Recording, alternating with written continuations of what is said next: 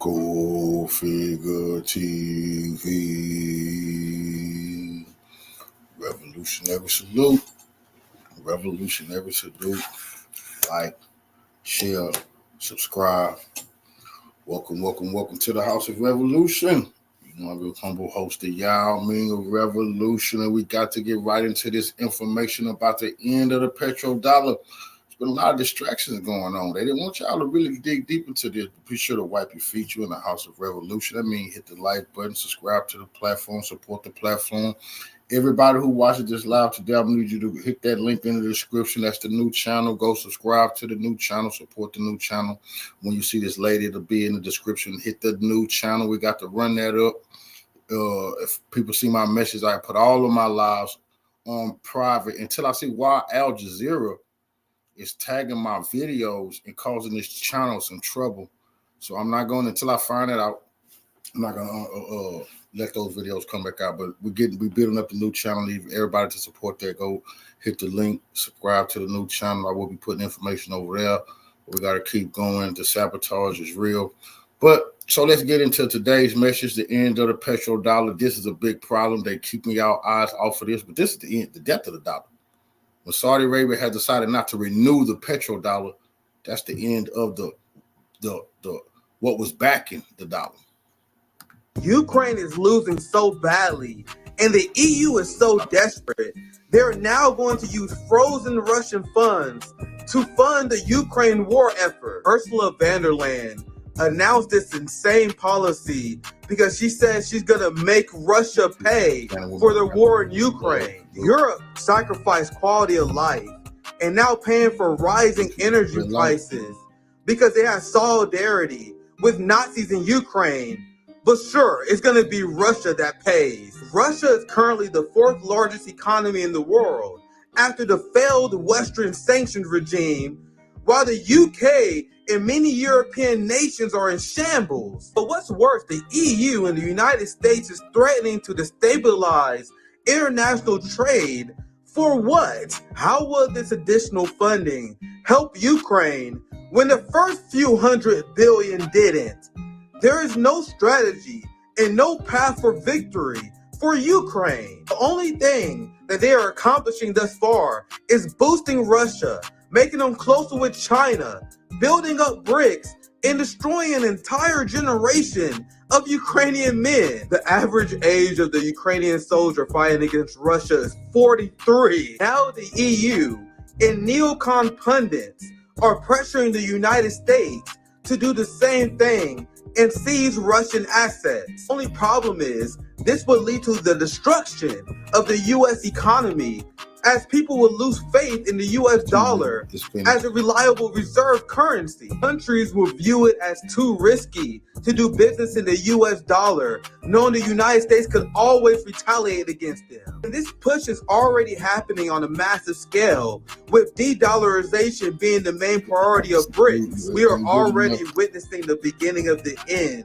with Saudi Arabia refusing to sign the petrodollar agreement that's been on the books for 50 years. Our ruling class is willing to destroy our economy. That petrodollar is how they strong-armed the world financially, and after World War, especially after World War II, when the world to traffic and trade in oil, you had to do it in the dollar.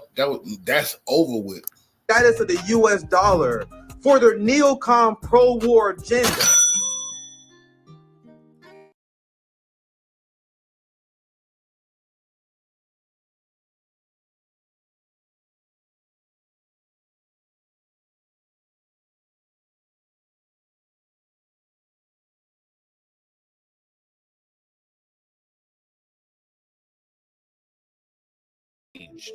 The 50-year agreement between the United States and Saudi Arabia and the petrodollar officially came to an end.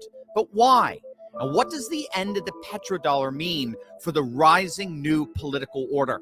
I'm Dr. Steve Turley, your Petro professor, and we're going to find out precisely what's going on with the petrodollar and how it will affect us going forward. So make sure to like, comment, and subscribe, and let's dive right in. With the end of the gold standard in the 1970s, the United States struck a deal with Saudi Arabia to standardize oil prices according to the US dollar. In many ways, this deal, more than anything else, elevated the US dollar to the world's reserve currency, since with dollars you could buy oil and gas directly without going through some kind of exchange rate.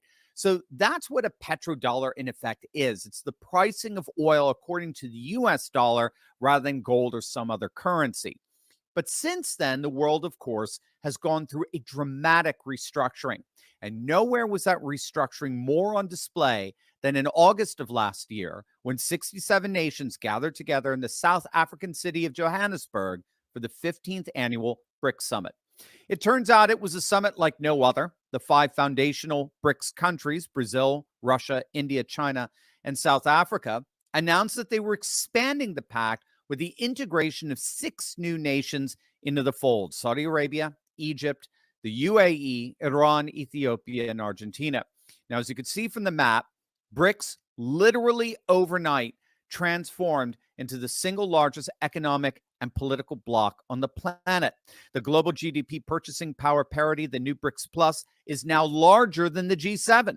BRICS controls nearly 40% of the world's GDP, and the bloc now encompasses nearly half of the world's population.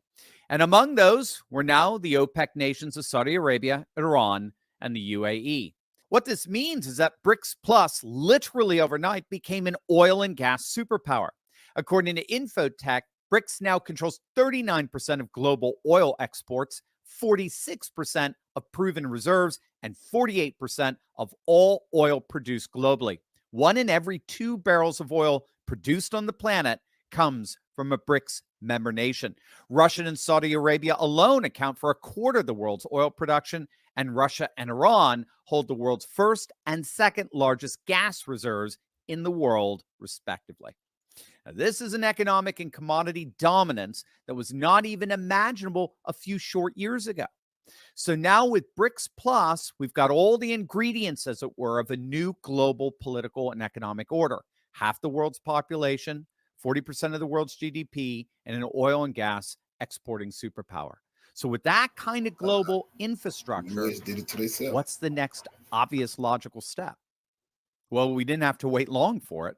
At the heart of that August summit, Russian President Vladimir Putin called on all member nations to agree on a single settlement currency, most likely backed by gold. But see, they don't want y'all to know this because they keep indicting everybody. See, Trump found guilty. Hunter Biden found guilty. So they threw everybody some guilty deals. I mean, the Democrats got shut up, Republicans shut up.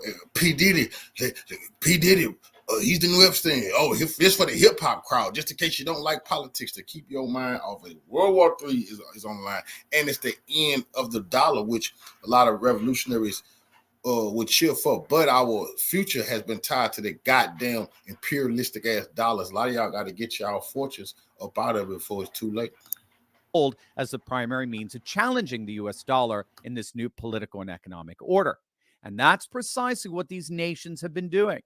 India and the UAE signed a trade agreement in July of last year that settles transactions in rupees rather than dollars, which includes oil and gas. Saudi Arabia and China have also agreed to price some of Saudi Arabia's oil sales in the yuan, the Chinese currency, rather than dollars or euros. And a comparable deal was reached between Brazil and Saudi Arabia some months back as well. And so, as you can see, as it turns out, the petrodollar has really been unraveling for quite some time now. But what does all of this mean for us? Well, first and foremost, we have to understand that the petrodollar, in many respects, was really at the heart of the US dollar functioning as the world's reserve currency. And we're already beginning to see that status wane. Take, for example, this headline in Forbes from just last week. The Fed quietly admits gold is replacing the dollar.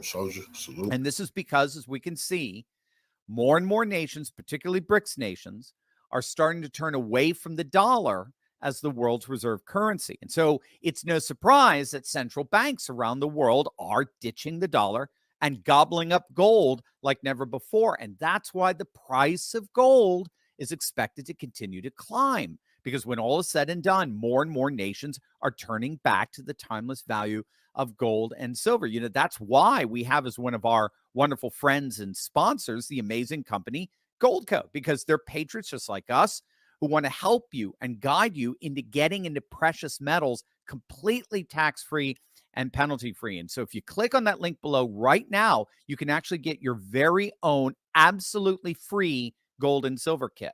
It's an amazing free resource that shows you step-by-step how to get into precious metals, even if your money's still in a retirement account like an IRA or a 401k. And again, just to show you how awesome the Patriots at Goldco are, the best part here is you may actually already qualify to get up to $10,000 in free silver. So what are you waiting for? Get in on the action by clicking on that link below or going to turleytalkslikesgold.com and get your free gold and silver kit. It really promises to be a life changer. But what does that ditching of the dollar in the end mean for us? Well, what we have to understand is that the petrodollar didn't just change the world, it actually changed our nation. For decades, nations buying and selling oil in US dollars turned around and bought up US Treasury bonds. They didn't want to lose their dollars in the exchange process when it got turned back to their own currency. So the buying up of debt allowed our government to print up pretty much as much money as they wanted, because they could, in effect, distribute the dollars out to the rest of the world, again, in the form either of US treasuries or in the form of cash for them to continue to buy up oil. But what happens when the world doesn't need that cash anymore? What happens when they've largely stopped buying our bonds? Well, without the world using dollars and buying up our debt, that diffusing mechanism largely disappears. And we're seeing what happens in real time with the printing up of more and more money without being able to spread it out to the rest of the world.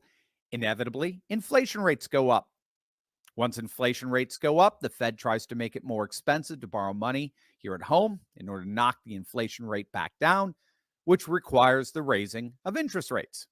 Raising those rates has had an enormous stress in our banking industry, which over the last 15 years has invested in a booming bond market, assuming that low interest rates were the new norm.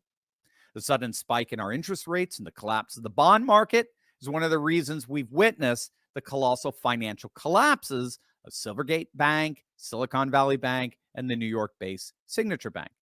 And it's not just the financial system. Higher interest rates at the banks means higher interest rates on credit cards, mortgages, car loans. And as you can see, day to day, we're living more and more in the midst of a cost of living crisis, where the prices of gas and groceries continue to surge. Now, there is some good news in all of this. With much of the world turning away from buying up U.S. bonds, our government is simply not going to be able to continue to print money so recklessly anymore. And without being able to print money recklessly, it's going to be harder and harder to send money overseas, like with the insane funding we've been seeing with Ukraine. It's equally going to be harder and harder to maintain the mass spending in general, which might mean that we might end up seeing our government have to begin to live within its means again. Also, the dollar remains very strong, far stronger than any other international currency, and promises to remain the go-to choice among international investors and their portfolios for the foreseeable future. And like we saw earlier, this changing world order is causing a boom in the gold market, such that real money based on commodity and real estate is finally returning as a central part of a growing number of patriots' financial strategies. So again, that's why you need to make sure to click on that link below and get your free gold and silver kit and join this new global economy that is ironically more and more returning to traditional economics.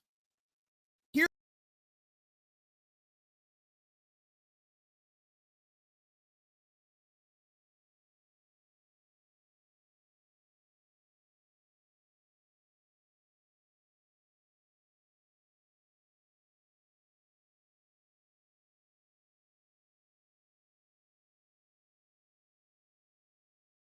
remove yourself from the Western media bubble of our world.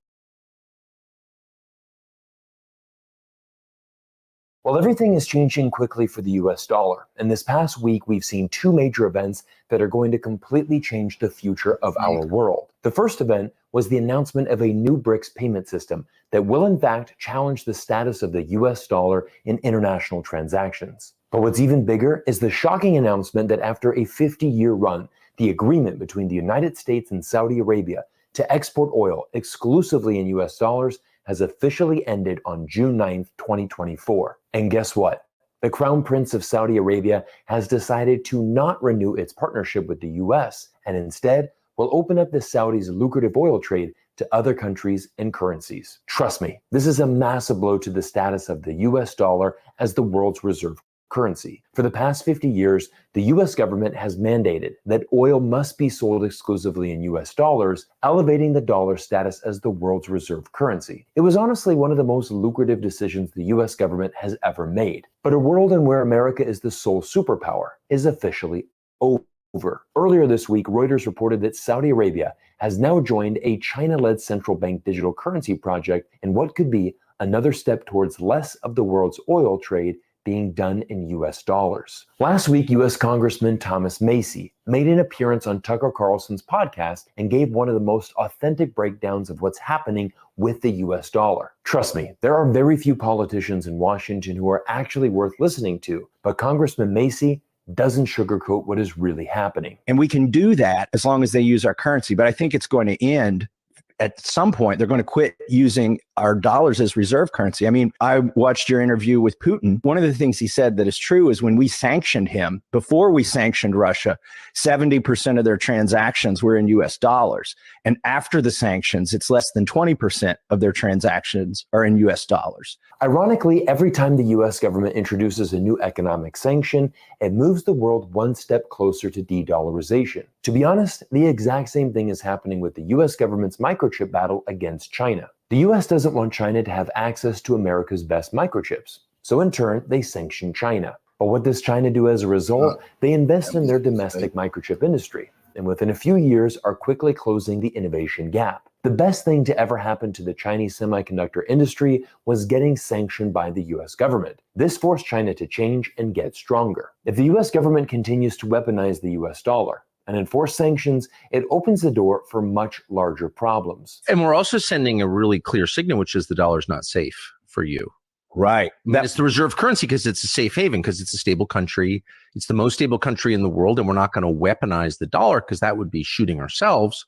But suddenly we are. Of course, we can see this unfolding in real time as well. Earlier this week, Joe Biden and French President Macron reached an agreement to use the profits of frozen Russian assets to send additional funding to Ukraine. This is a dangerous move from the US and French governments because it not only violates international law, but it exposes how much at odds Western leaders are with their populations on Ukraine. Last week, the Institute of Global Affairs published this groundbreaking study, which reveals 94% of Americans and 88% of Western Europeans believe that NATO member countries should push for a negotiated settlement for the war in Ukraine. Literally 9 out of 10 citizens in both Western Europe and the US want this war in Ukraine to end. But our democratically elected officials, who are supposed to represent the people they serve, have other plans. Once again, this strategy will be a disaster for Western governments over the long term. But one of the things we recently did in Congress, we passed something called the Repo Act, where we said we're just going to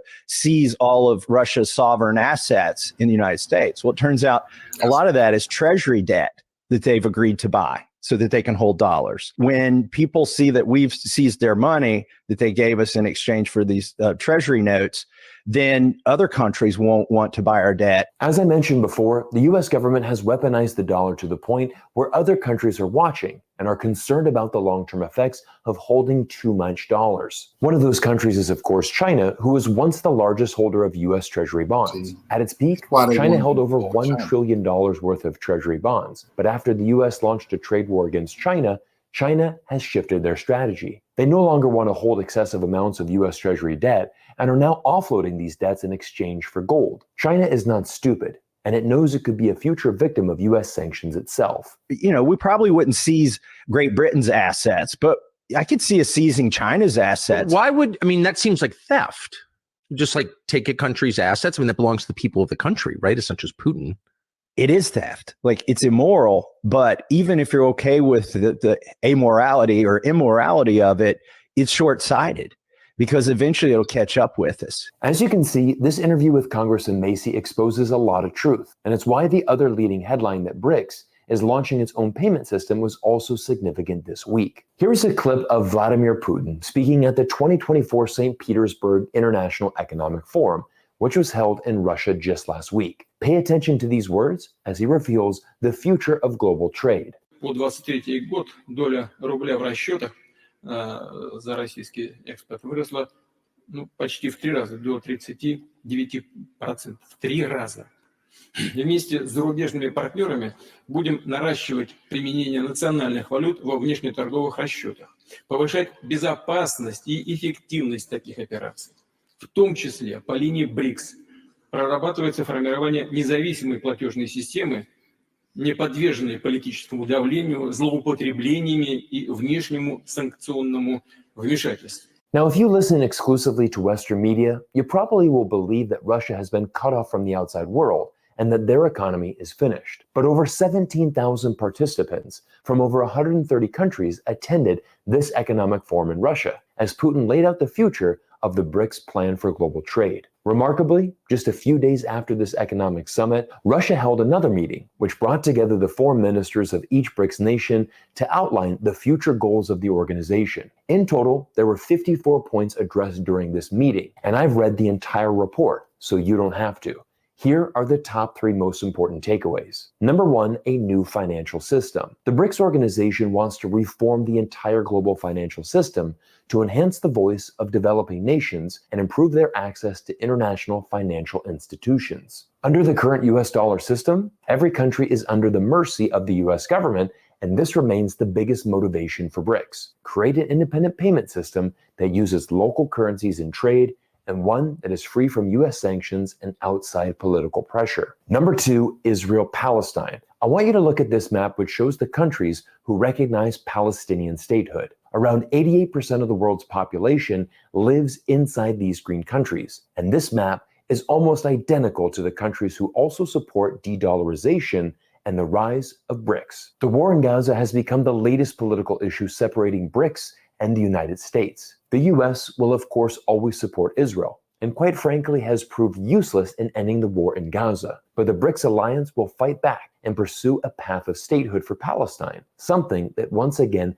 88% of the world's population wants to see. And number 3, the end of US sanctions. Now, the BRICS foreign ministers didn't specifically name the United States, but this point leaves no doubt as to who they were referring to. The ministers expressed concern about the use of unilateral coercive measures, which are incompatible with the principles of the Charter of the UN and produce negative effects on economic growth, trade, energy, health, and food security, notably in the developing world. What I want everyone to realize is that once you remove yourself from the Western media bubble and start to observe global trends, you'll notice the majority of the world are united in what they want. They want economic freedom, and this is why a shift away from the US dollar has begun. They want equal treatment, and this is why 88% of the world once again supports Palestinian statehood. Finally, they want a multipolar world where countries can do business and transact with as many nations as possible. Once again, this is why Saudi Arabia, who is also considering a full BRICS membership later this year, is opening up their oil trade to more countries and currencies around the world. But as you can see with these emerging trends, BRICS is gaining a lot of momentum. Pressure on the US dollar continues to increase, and these conditions will allow for a continued bull market for many industries, but especially the gold market. Now, as a geopolitical commentator, I'm always looking for tipping points in the market. And with that in mind, I want to introduce you to today's video sponsor, who is US Gold Corporation. I'll go ahead and put their ticker symbol on the screen. And if you're like me and believe the geopolitical trends we've discussed in today's video are going to influence the future of markets, pay attention to this next segment as I break down 5 reasons why US Gold Corporation has a great opportunity to capitalize on these trends in the future. Number 1, company structure. US Gold Corp isn't your typical mining stock. This company has been around for many years and is a pure gold and copper play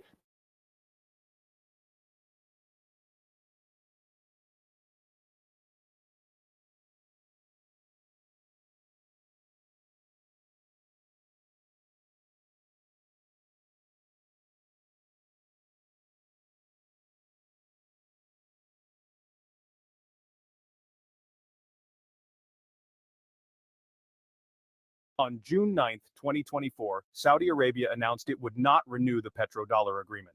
This decision reflects a broader trend of de-dollarization, where countries are increasingly seeking to reduce their dependence on the US dollar for international trade. This shift is part of Saudi Arabia's strategic move to diversify its economic partnerships and align more closely with emerging economic powers like China and the BRICS nations. In this video, we discuss this breaking news and how it could impact the US economy and dollar valuation. The petrodollar system emerged in the early 1970s during a period of economic instability in the United States.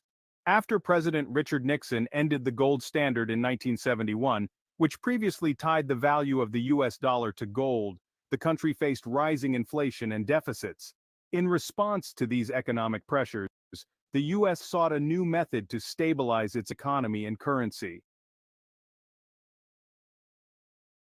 In 1973, U.S. Secretary of State Henry Kissinger brokered a strategic deal with Saudi Arabia.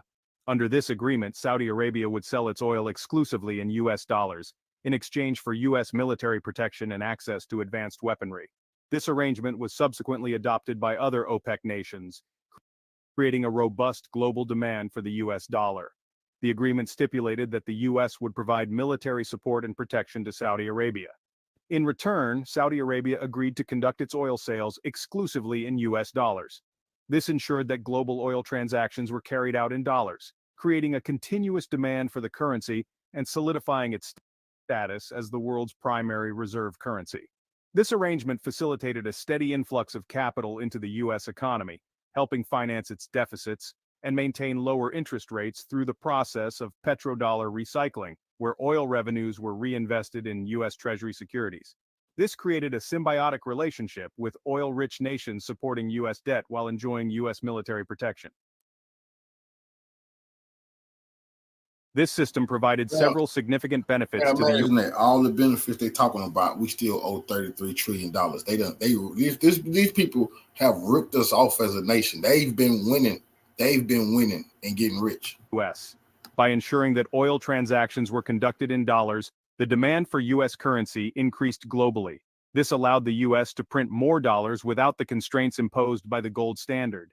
Consequently, this arrangement enabled the U.S. to finance its deficits more effectively and maintain lower interest rates, as oil-producing countries invested their surplus dollars in U.S. debt securities. The economic context of the early 1970s underscores the importance of the petrodollar system. For instance, during the oil crisis triggered by the 1973 Arab-Israeli War, OPEC's oil embargo led to a fourfold increase in oil prices, highlighting the necessity for a stable transaction currency. By 1974, oil prices had skyrocketed from $3 to $12 per barrel, further solidifying the petrodollar system's role in global finance. Moreover, the petrodollar system allowed the U.S. to purchase oil with its own currency, which it could print as needed. This unique advantage distinguished the U.S. from other nations and supported its economic stability by ensuring continuous global demand for the dollar. Despite its benefits, the petrodollar system has faced challenges over time. Some countries have explored alternatives to using the U.S. dollar for oil transactions, potentially disrupting the established framework. Nevertheless, the petrodollar system remains a cornerstone of U.S. economic strategy and global financial dynamics. By creating a continuous demand for the U.S. dollar, the petrodollar system has played a crucial role in sustaining the global dominance of the U.S. currency and supporting the American economy through increased liquidity and investment in U.S. debt.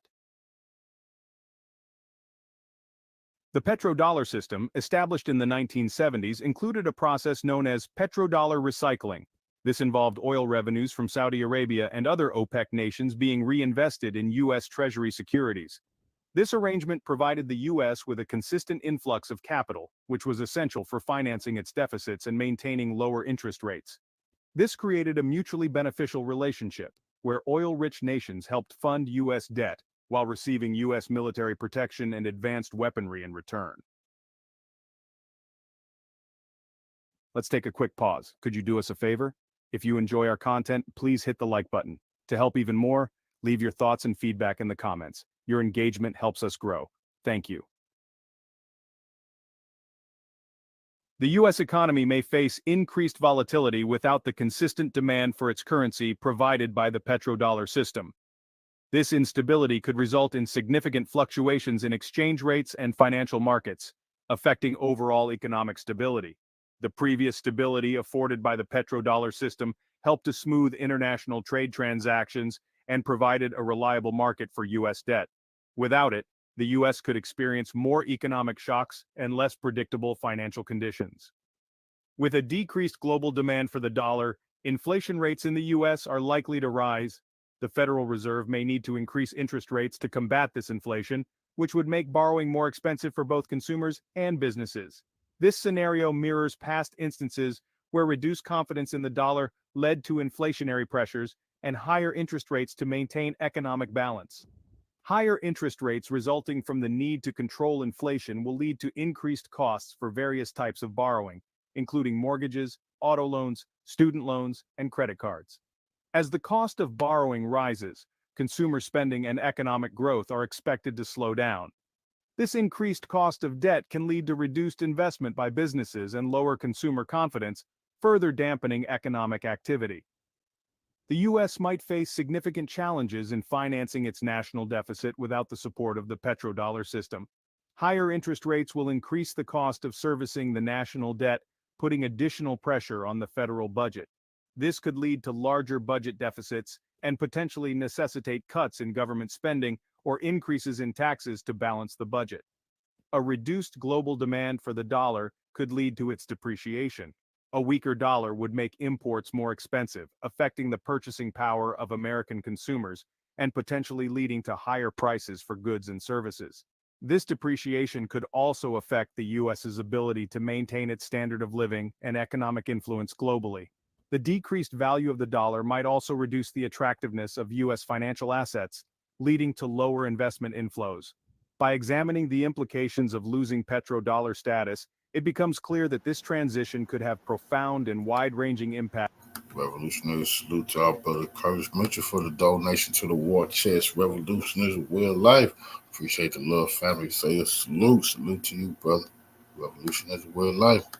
On the U.S. economy, affecting everything from inflation and borrowing costs to national financial stability and international economic influence. The BRICS countries are actively working to decrease their reliance on the U.S. dollar.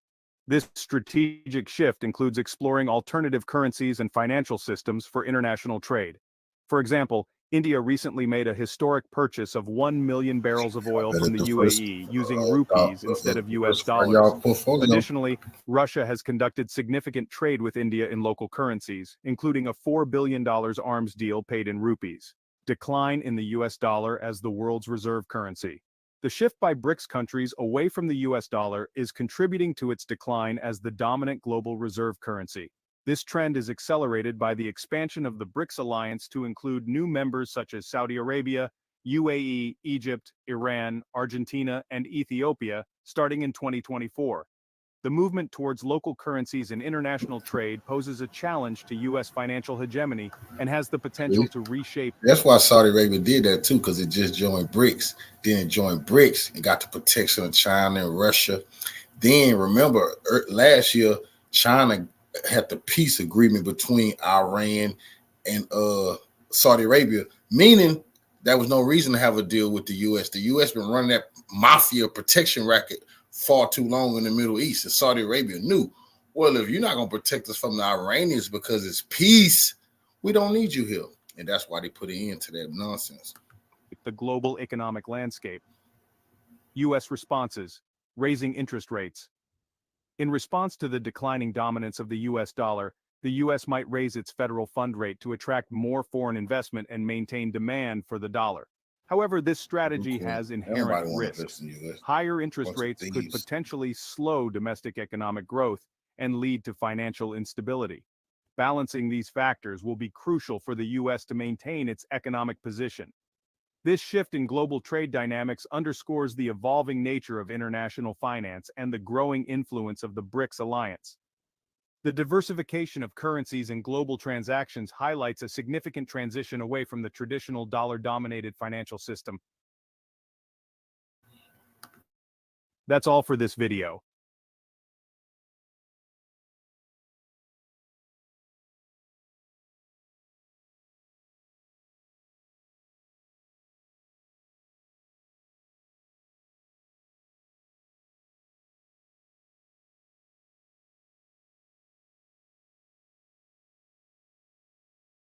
Delegates from 22 countries are gathering for the BRICS foreign ministers meeting in Nizhny Novgorod, Russia, taking place on June 10 and 11, 2024.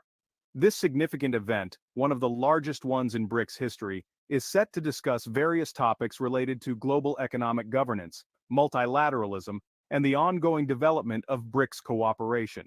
This represents another step towards the further expansion of the BRICS bloc in the near future. On Monday, representatives from Russia, Brazil, China, Egypt, Ethiopia, India, Iran, South Africa, and the United Arab Emirates are participating in sessions. On Tuesday, the participants will include delegates from Bangladesh, Bahrain, Belarus, Cuba, Kazakhstan, Laos, Mauritania, Saudi Arabia, Sri Lanka, Thailand, Turkey, Venezuela, and Vietnam. This gathering The marks whole the world is largest something event fearless. organized by the BRICS bloc to date, highlighting its move towards massive expansion. The discussions will also pave the way for the 16th BRICS Summit, scheduled for October 2024 in Kazan. This meeting follows BRICS's recent expansion, with new members such as Egypt, Iran, the United Arab Emirates, Ethiopia, and Saudi Arabia joining in January 2024. The event aims to strengthen economic ties and promote the use of local currencies to mitigate the adverse effects of the dollar-dominated global economy. Moreover, around 30 additional countries have expressed interest in joining BRICS, though official details are yet to be revealed. The meeting will also feature the BRICS dialogue with developing countries, providing a platform for broader discussions on international and regional issues of mutual interest. In this video, we have reviewed and analyzed multiple sources to identify some of the top candidates mentioned for joining the BRICS bloc.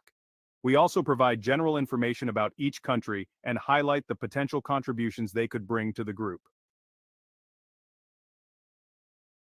Although no official announcements have been made, we have delved into various sources to identify additional countries that have either applied or expressed interest in joining the BRICS bloc. Beyond the already mentioned members and invitees, the following countries have been noted as potential future members of BRICS. As Africa's largest economy, Nigeria is actively seeking membership in BRICS to bolster its economic prospects and international standing. With a GDP of USD 448.12 billion and a population of 206.14 million, Nigeria is not only the top oil producer in Africa but is also developing a significant tech industry. This dual focus on energy and technology makes Nigeria a key player in both sectors. Mexico is another key player that has expressed interest in joining the BRICS group, aiming to enhance its economic collaboration with the bloc's member states. With a GDP of USD 1,265.91 billion and a population of 128.93 million, Mexico serves as a major automotive manufacturing hub, essential to North American supply chains and the global automotive industry. Indonesia has shown a keen interest in joining BRICS, looking to strengthen its ties with emerging economies and gain greater influence in global economic affairs. With a GDP of USD 1,170.53 billion and a population of 273.52 million, Indonesia is Southeast Asia's largest economy. It contributes a rapidly growing digital economy and plays a vital role in the region's economic diversity, making it a valuable addition to the BRICS bloc. Malaysia is exploring the possibility of joining BRICS to benefit from the economic and developmental opportunities the bloc offers. With a GDP of USD 364.68 billion and a population of 32.37 million, Malaysia's diverse economy and strategic location in Southeast Asia bring valuable economic and trade expertise to the table. The country's major exports include electronics, machinery, and palm oil, making it a key player in global trade. Let's take a quick pause. Could you do us a favor? If you enjoy our content, please hit the like button. To help even more, leave your thoughts and feedback in the comments. Your engagement helps us grow. Thank you. Turkey is a major geopolitical force bridging Europe and Asia with a diverse and expanding economy. It has a GDP of USD 942.85 billion and a population of 84.34 million, influencing both regions. Pakistan has indicated its desire to join BRICS, viewing the bloc as a vital platform for economic and strategic collaboration. With a GDP of USD 376.43 billion and a population of 220.89 million, Pakistan offers a strategic location as a conduit between South Asia and Central Asia. Its notable textile industry also contributes to regional connectivity and trade. Senegal, with its growing economy and strategic importance in West Africa, is also on the list of countries showing interest in BRICS membership. With a GDP of USD 27.63 billion and a population of 16.74 million, Senegal is becoming a center for West African finance and tourism, enhancing its economic significance in the region. Afghanistan, with a GDP of USD 19.81 billion and a population of 38.04 million, is rich in mineral resources, particularly rare earth elements essential for modern electronics and renewable energy technologies. Algeria has a GDP of USD 151.46 billion and a population of 44.18 million. It is a significant player in the global energy market with vast oil and gas reserves, offering strategic energy partnerships to BRICS. Bahrain, boasting a GDP of USD 41.94 billion and a population of 1.71 million, has a developed financial services sector. This sector could provide BRICS with financial expertise and investment opportunities. Bangladesh has a GDP of USD 324.24 billion and a population of 165.15 million. It is a key global textile producer, central to the fashion industry, and contributing significantly to the global supply chain. Belarus, with a GDP of USD 63.08 billion and a population of 9.44 million, is known for its robust IT sector and software development capabilities, offering technological innovations and expertise. Kazakhstan impacts global energy markets with its substantial oil and uranium reserves. It has a GDP of USD 169.84 billion and a population of 18.75 million, making it pivotal for energy security and diversification. Nicaragua, with a GDP of USD 12.54 billion and a population of 6.85 million, is enhancing its renewable energy sector, particularly in geothermal energy, leveraging its volcanic activity. Sudan, with a GDP of USD 30.87 billion and a population of 43.85 million, possesses rich agricultural prospects, especially in the Nile Basin, and significant gold mining operations. Before the conflict, Syria was a significant cultural and historical site with a diverse economy, including agriculture and oil. It has a GDP of USD 21.19 billion and a population of 17.5 million. Thailand attracts tourists globally and has a strong agricultural sector, especially known for rice and rubber. It has a GDP of USD 543.65 billion and a population of 69.8 million, contributing to global food security. Tunisia, with a GDP of USD 44.27 billion and a population of 11.72 million, enjoys a strategic Mediterranean position with a focus on growing its renewable energy and technology sectors. Uruguay, known for its progressive social policies and high quality of life, has a robust agricultural sector.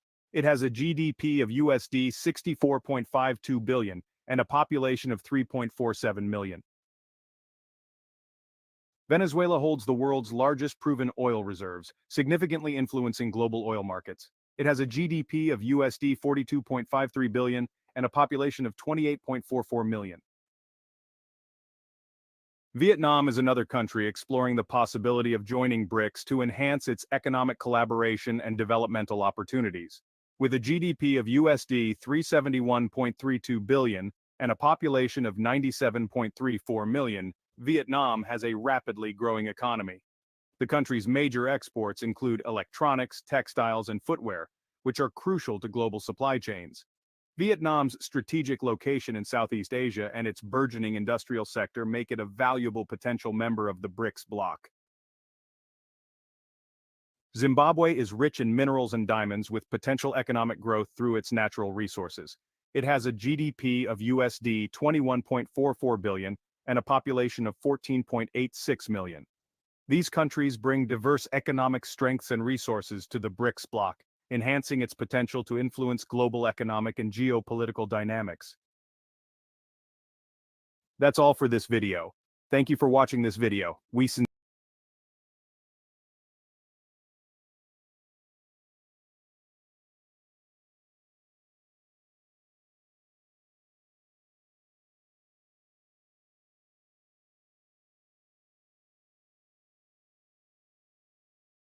I heard America was shook.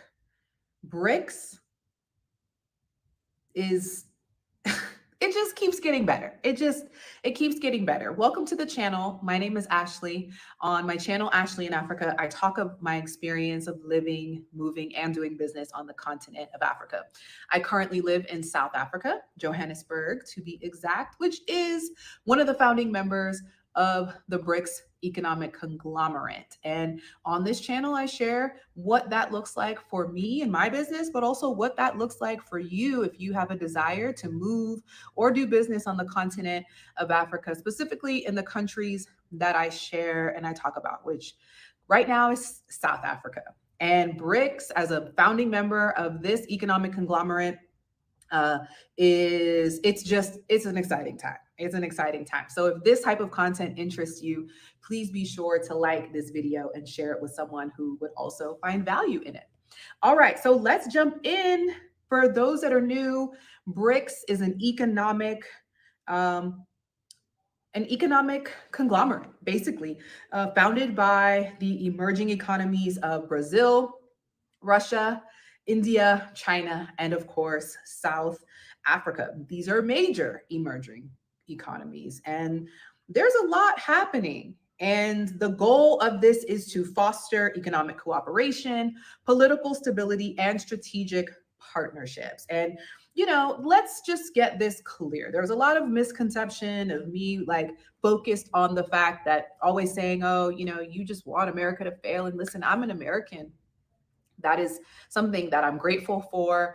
I am also someone that has paid attention and, you know, studied economics and have been paid as an economic researcher, as an economist, to provide my opinion on a lot of economic developments, macroeconomics. And once I started focusing on the macro and not the micro, which basically means the things that are kind of in your city, in your country, in your state, and a global perspective, the game changed for me. And so my decision to move to the continent with myself and my family and to start business was because I saw the developing trend of what was happening globally, and I wanted to be a part of that. And so this has nothing to do with my desire. I have no desire. I have family, friends that I love that still live in the US, but the global trends are changing, whether we want to believe it or not. And for all of the naysayers that are constantly telling me what is and what isn't going to work, well, 97 nations have confirmed their attendance at the BRICS 2024 games. And in this video, we're going to cover this update and whether or not America should be concerned and Americans should be concerned. I mean, I've been saying this from the beginning, maybe 2 years ago, that, yeah, you should be paying attention. But people are just convinced that nothing's happening. And if this changes things, America's going to go to war. And hey, listen, what do you think's happening now? I digress. So this year, Russia is hosting the BRICS conference, and they're also hosting the 2024 BRICS games. And they've got 97 nations confirming their attendance, which means that BRICS is growing in its appeal and influence at an unprecedented rate. Now, what is so exciting about this as a person who has worked in economic development? Culture is the number one indicator of why a person would like to live or move to a new place, do business in a new place, make friends in a new place. Culture.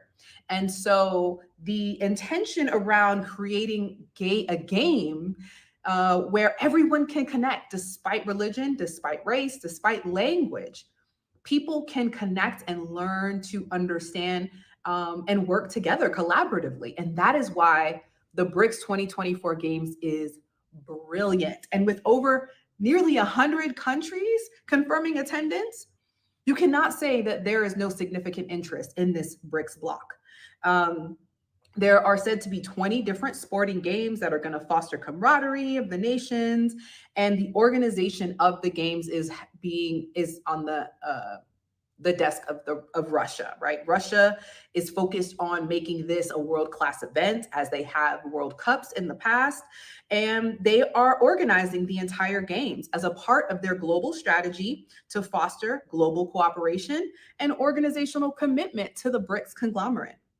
And so sports, like I said, it's more than just sports. It's about a cultural exchange to strengthen ties, unity, and solidarity. This is the direction we are going in as a world. And the more we try to separate ourselves and push this one to the side, erase this one's perspective, that is just not the way of the future. That is the biggest way to decline. But let me know what you think in the comments. And this game is going to foster international diplomacy, peace, and cooperation of the next generation. Russia is on the right track. Come for me if you want in the comments. For those that have been taught, like myself, that Russia and China are the bad guys, listen. This is the proof in the pudding. I'll be sure to link a couple of articles and videos below so that you can also do your own research. But guys, like, this is happening and this is significant. These type of games are not platforms for athletics, but they play a crucial role in diplomacy, international relations. We got to learn, non-formal and formal meetings to be able to network with other countries that are developing nations, and attracting foreign tourism and investment. I am the first person that is raising their hand. I would love to go to Russia and attend the BRICS 2024 Games. If you know somebody, put me on. I'm very interested. Many nations are collaborating and growing in this BRICS effort. I believe 7 countries have submitted formal application for this year already, right? So with over 40 countries expressing interest, 7 have already submitted formal applications. And this challenges the dominance of the Western economic blocs. I've already reported that the GDP of the BRICS conglomerate has surpassed the US. That was before the addition of said countries like Iran, Egypt, I think Argentina. Please don't, I don't have those in front of me, guys. Sorry. Yeah, because this was about the BRICS games. I was just so excited about this. That I had to report on the fact that there are nearly 100 countries participating in the BRICS games. And you guys in the comments still want to tell me that this will never happen. It's happening, and it's happening fast. Okay, so those other countries include Iran, as I said, Egypt, Ethiopia, and the UAE. So not Argentina, but I believe that they've expressed formal interest. Listen, this is happening. Let me know your thoughts in the comments. What do you think? Should the US be concerned? This process is based upon consensus. So when they talked about, these formal applications, each country has to agree. And the decisions are made collectively. It's not just, one country has a relationship. But the goal is to essentially foster growth in these developing countries, to reduce the dependency on the US dollar, lower transaction costs when trade is involved, and mitigate the exchange rate risks. When we're, as an American, we're not clued into how our Federal Reserve has literally locked everybody into trade within the dollar, made it really hard for developing countries to develop, made developing countries to be, allowed them to be independent or not allowing them. We're just not aware. And I'm not saying I'm not against any country. I just think it's fair that everybody gets a fair shot at creating a better life and society for their citizens. And at this point, I think it's pretty clear that America is for its own interest. And I'm not sure that that includes their citizens, just saying. But these countries that are a part of the conglomerate, that's their goal.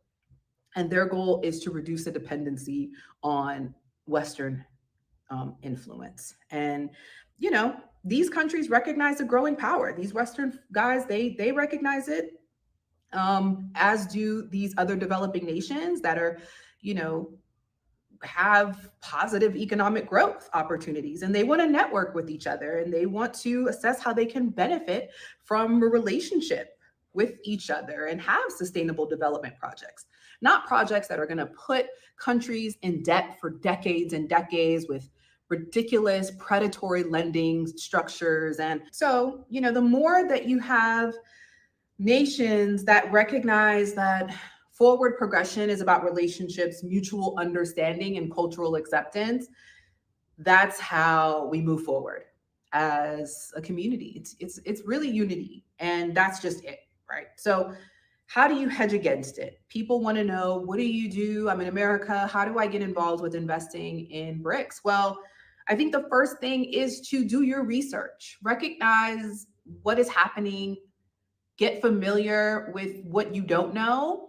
and unlearn what you do, because a lot of us have been taught one way and the world is going in a different direction. Diversify. That looks different, right? It could be money, but it also could be location dependence, right? There's no reason for us to just commit to one place our entire life. Like, we get an opportunity to live globally. So have an opportunity to visit other countries, explore other countries, learn about other countries, and see what it looks like for you then. This is not about just money. This is about culture. This is about, there's so many things involved with understanding what BRICS is doing, that as if you're coming from a Western world where you're just not really familiar with another culture besides your own, that's the first step. The next thing is earn foreign currency. Figure out a way that you can earn currency from other countries that you may be interested in living or traveling to. Because if the majority of these nations join, it's going to be a significant international game changer. And it's looking that way.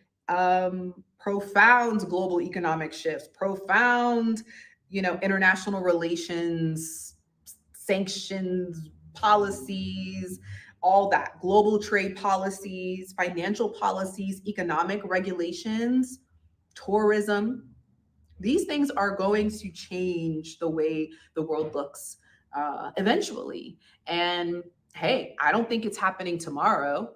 I don't think it's happening next year, but it's happening. And if we think about it, for those of us that are in our 30s, if you're in your 40s or in your 50s, you remember 10 years ago, you remember 20 years ago, and it doesn't feel like it was that long ago. You can remember vividly an experience that you had 10 or 20 years ago.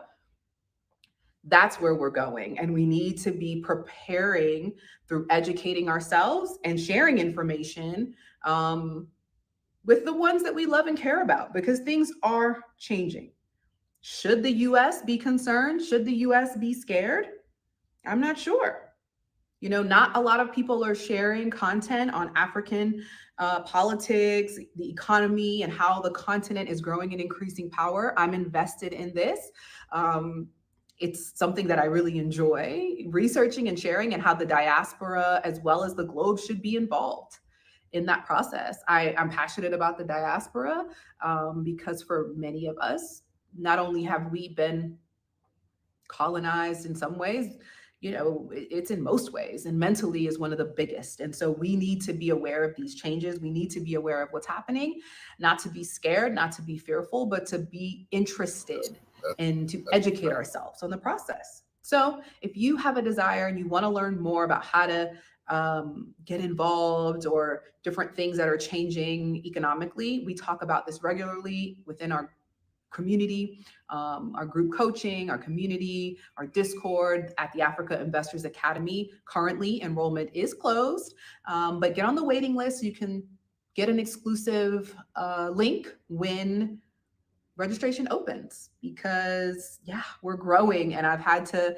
manage the community a bit better. But everybody, regardless of where you are in your journey, whether you're just getting started, whether you have no idea where to start, or you've even, started a business in a foreign country on the continent, you will find value in the community by collaborating with like minds, resources, advisors around the future growth of the continent. So if that sounds interesting, visit us at the link in the description.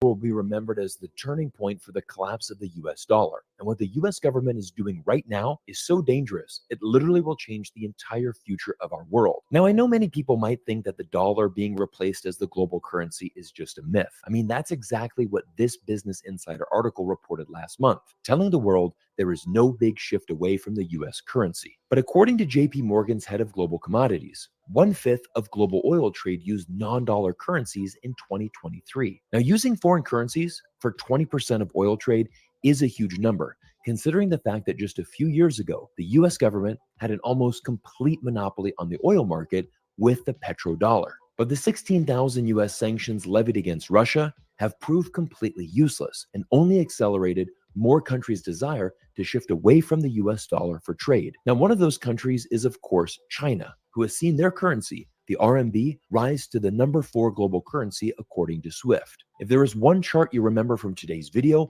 let it be this one, which shows the share of China's cross-border payments and receipts in US dollar compared to RMB. In just 13 years, China went from closing 0.3% of its cross-border transactions in its local currency to now over 50%. That graph is unbelievable, but China's latest moves are even bigger and have sent shockwaves across the financial sector, as China dumped a record $53 billion worth of US treasuries and agencies in the first quarter of 2024. Richard Turin, a best-selling author and fintech insider, summed it up perfectly with this simple quote: "De-dollarization will be a slow process until it isn't." Which also reminds me of another famous quote from Ernest Hemingway's 1926 novel, The Sun Also Rises. How did you go bankrupt?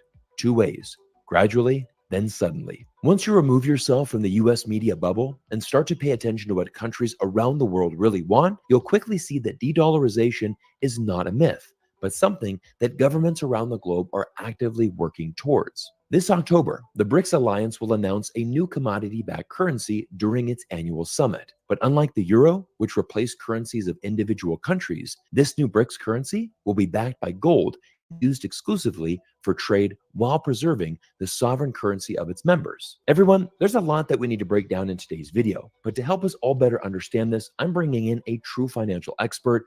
This is Kevin Demerit from Lear Capital, who's going to help us all understand the latest moves from China, BRICS, and what this means for the future of the US dollar and our global markets. Kevin, thank you so much for joining our program today and helping us all understand these incredible events that are going on in our global financial market. Yeah, thanks for having me, Cyrus. Really appreciate it. Love the last interview and love your program. Oh, fantastic. Well, Kevin, I want to go really into the main news story that is really dominating headlines right now. And I'm going to go ahead and bring up a graph here because this is something that, in Bloomberg even reported. China sells record sum of U.S. debt amid signs of diversification. And what we're looking at is really a diversification away from US dollar assets. And this is the key thing I want people to take away. Gold share in China's reserves rises to the highest since 2015. And before you mention that, I just want to kind of give a visual to the people. If you look at this graph, we're looking at treasuries in the pink. You can see 2024, huge numbers going down. And I want to talk about this, Kevin, because I think this is something that a lot of people are discussing, hasn't really been, really reported in mainstream news. I think maybe a lot of us in the U.S. are just not paying attention to this. A lot of other stories going on. But what's going on in this bond market and with what we're seeing with the U.S. dollar and things like that? Well, I think there's a few things going on with China.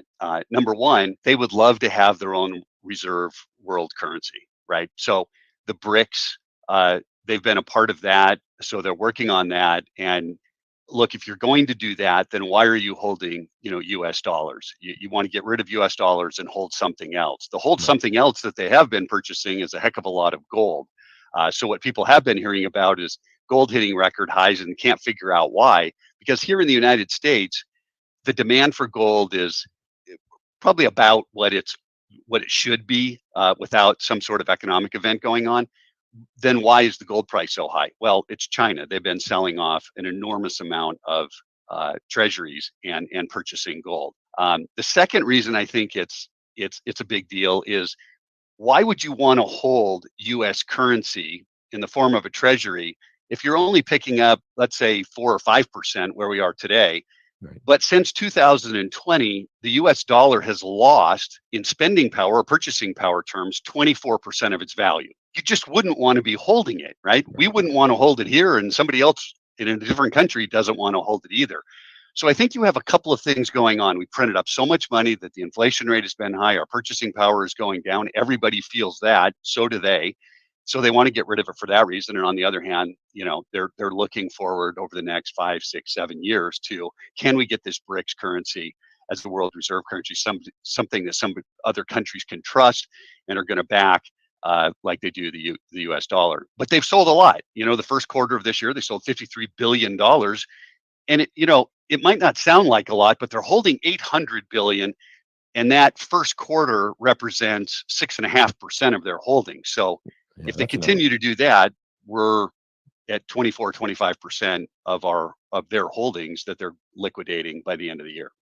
Yeah, I think that's a thing that people don't realize is that, China was the largest holder of U.S. debt several years ago, and it has been a very systematic moves from China. It's been very gradual, it's been very slow, but they were well over $1 trillion. Like you said, it's now down to 800 billion, and that is a staggering amount. If it's equivalent to 6% in the first quarter. And we see a direct correlation with the gold as well, because I think this is what's interesting is, I know you and I both follow the gold market very closely, but we saw 2022, there was record amount of central banks around the world purchasing gold. We saw the same thing in 2023. And then here we are almost in direct correlation with China dumping these 53 billion. We've also seen central banks around the world continue this buying spree. So we've seen them, once again, we're off to a very hot start in 2024. So this trend of buying gold and really trying to hold this as an asset, it's been going on for 3 years now with central banks. It's not slowing down at all.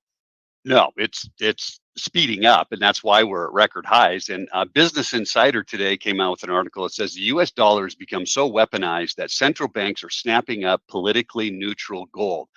So there's so many different reasons that these countries around the world are thinking about liquidating paper dollars, mostly U.S. currency, and moving over to something you cannot print. The central banks get it. The world's waking up to the fact that the governments are printing, not just the United States, but everybody around the world. And so usually in these cases, when you look back through the history of world currencies, we've had 6 since 1840. They usually last about 95 to 100 years. The US dollar has been around as the world reserve currency for 103 years. Okay. But there's a very specific pattern that each one of these 6 world currencies has followed where it fails in the end. And the United States is following that pattern almost to a T. Wow. And that's really, in my opinion, what investors need to pay attention to. Right. What happened in the first 50 to 70 years of a world currency, and what happened in the last 30 years of it? They were fairly fiscally responsible the first 60, 70 years. It's the last 30 years that debt skyrocketed. The politicians became drunk on, spending. And that's exactly where the United States is now. We had, $8 trillion of debt in 2008. We're at 34 trillion today. We have $1 trillion worth of interest payments now. And they keep spending money on everything from the Ukraine war to, paying off student loans. Right. just let's throw money everywhere. And every time you do that, Cyrus, the value of your dollar becomes worth less. Right. Oh, it's incredible. I mean, we've seen that, in real time just since the pandemic and the rise of inflation. And again, there's a direct correlation.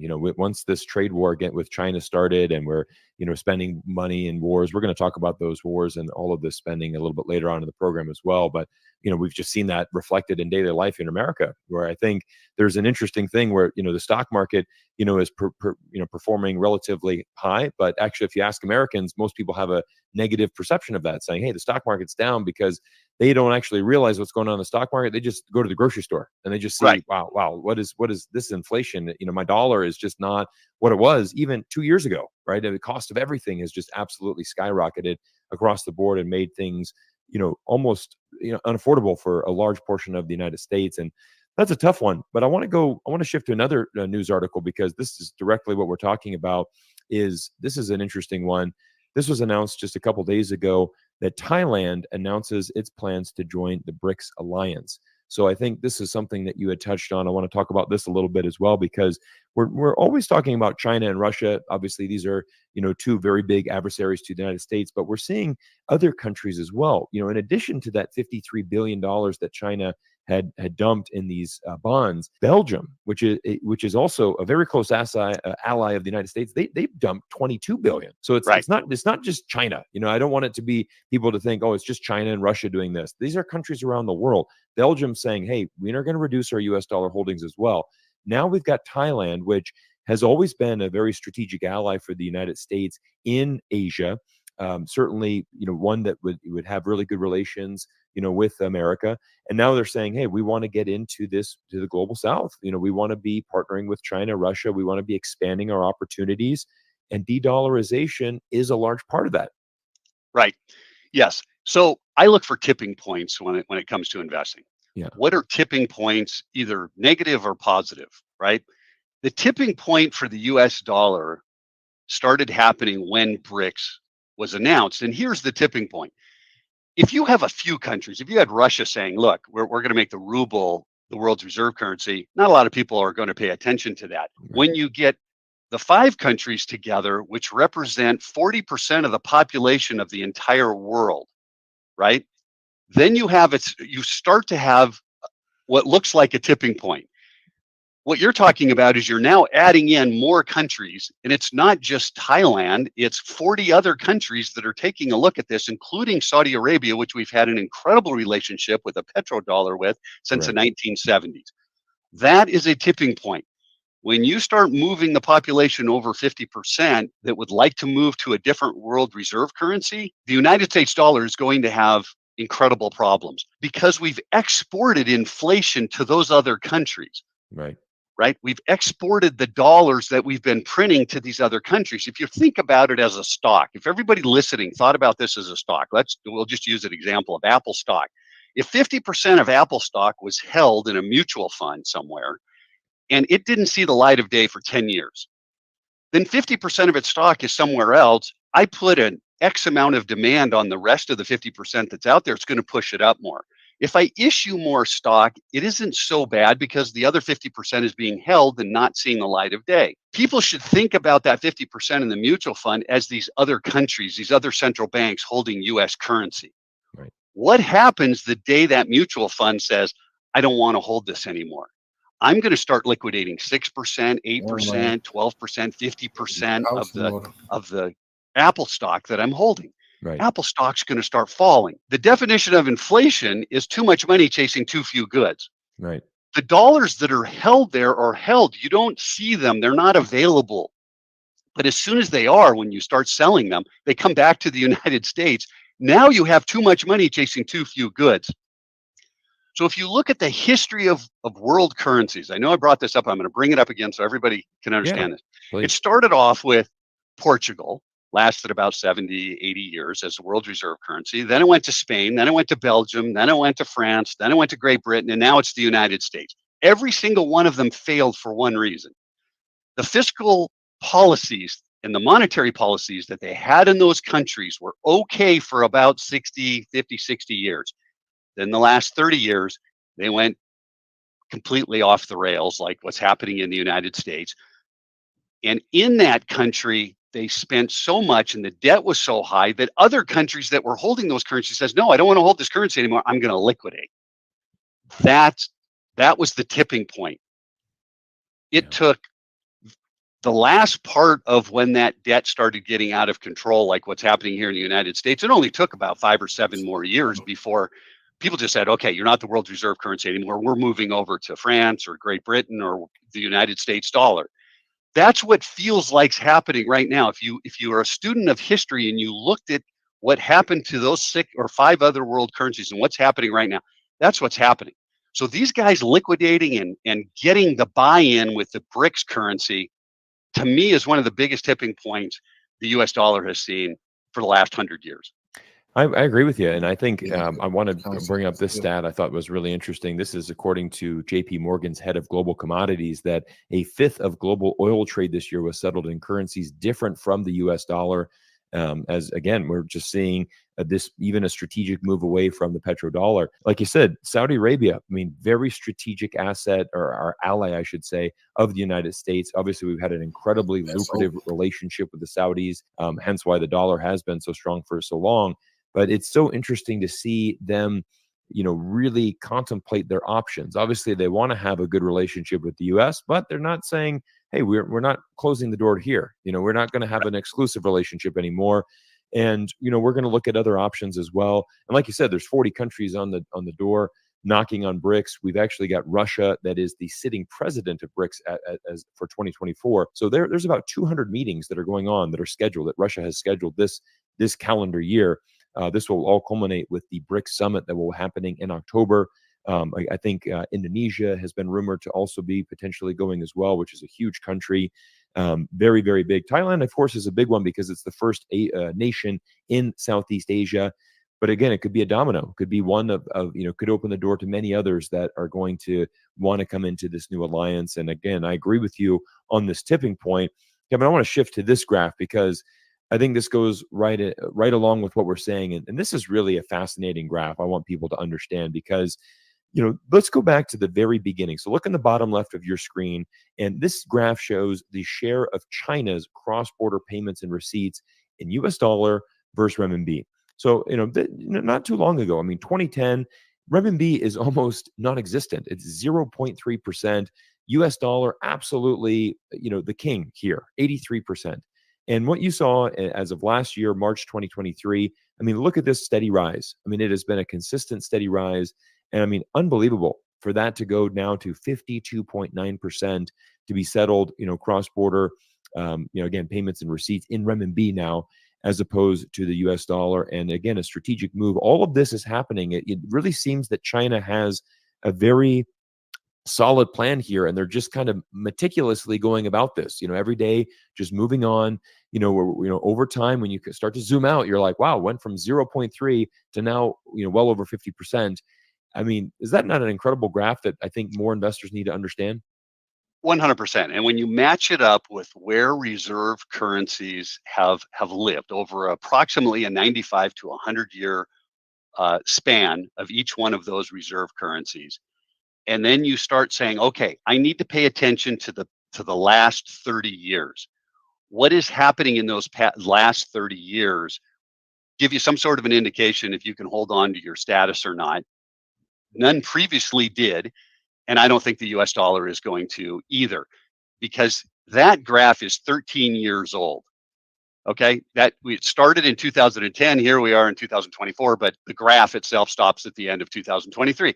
So here you are at 13 years, and look at what a difference the cross-border payments have shifted. It's a dramatic difference from 0.3. You can basically say it was almost zero, and then it moves up to 52, almost 53%. Yeah, bringing that graph up on screen for everybody to look at while you're saying that. It's incredible. It's incredible to see that rise. And again, I think it's going back to there's so many consistent themes that we're seeing, so many things that once you start adding them all together, you can see the direction that the world is going. I agree with your prediction because again, like you said, a few years ago, the national debt was $8 trillion, seemed like a somewhat manageable, number. Maybe there was even a thought at the time of, could we ever pay back that debt? Now that's ballooned to 34 trillion. We've got $1 trillion in interest payments. I mean, now that's impossible. I mean, we know for a fact there's zero chance of ever paying that off. There's no chance that we're only going to increase. And that kind of leads me to the next thing I want to talk about briefly is, these continuous wars and the conflict that we're seeing. I mean, we're sending, $61 billion more to Ukraine. We're sending billions more to Israel. Like you said, we're canceling out student debt, just, spending money. And now I've seen new strategies saying, hey, U.S. military is not spending enough. Let's add a couple more, billions of dollars in there, and let's get that up well past $1 trillion in spending for our military on an annual basis. Is this just only going to add more fuel to the fire, Kevin?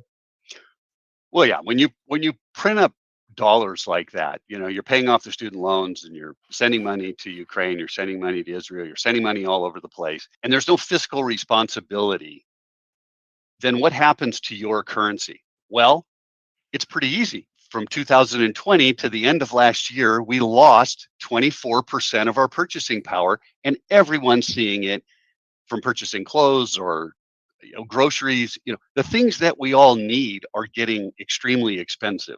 So that inflation is showing up, and it's going to continue to show up, and it's going to get a heck of a lot worse if China and those other countries continue to sell those treasuries, because now not only did we print up a bunch of money here in the United States that's causing the value of our current dollars to fall, but now those dollars that they've been holding, like the mutual fund of Apple, they're now going to come back into the United States, and you're going to have more money chasing fewer goods. The inflation stays higher. That's why Jamie Dimon says today in Fortune magazine, he says, Jamie Dimon says extraordinary government spending has him bracing for higher inflation and unemployment. That's stagflation. That's what we had in the early 70s. Right. And nobody's prepared for that.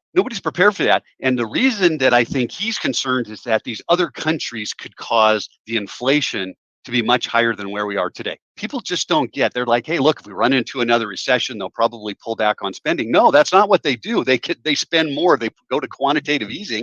It's going to scare the heck out of these other countries. They're going to start liquidating even more. Inflation gets out of control. That's what he's worried about. That's what I'm worried about. Oh, absolutely. I think so. And Kevin, I want to kind of shift to the next segment here where we're really talking about, how, obviously and this is a channel that is really about education and really trying to, help people out. And I know that you and I obviously very big in precious metals. Obviously, I think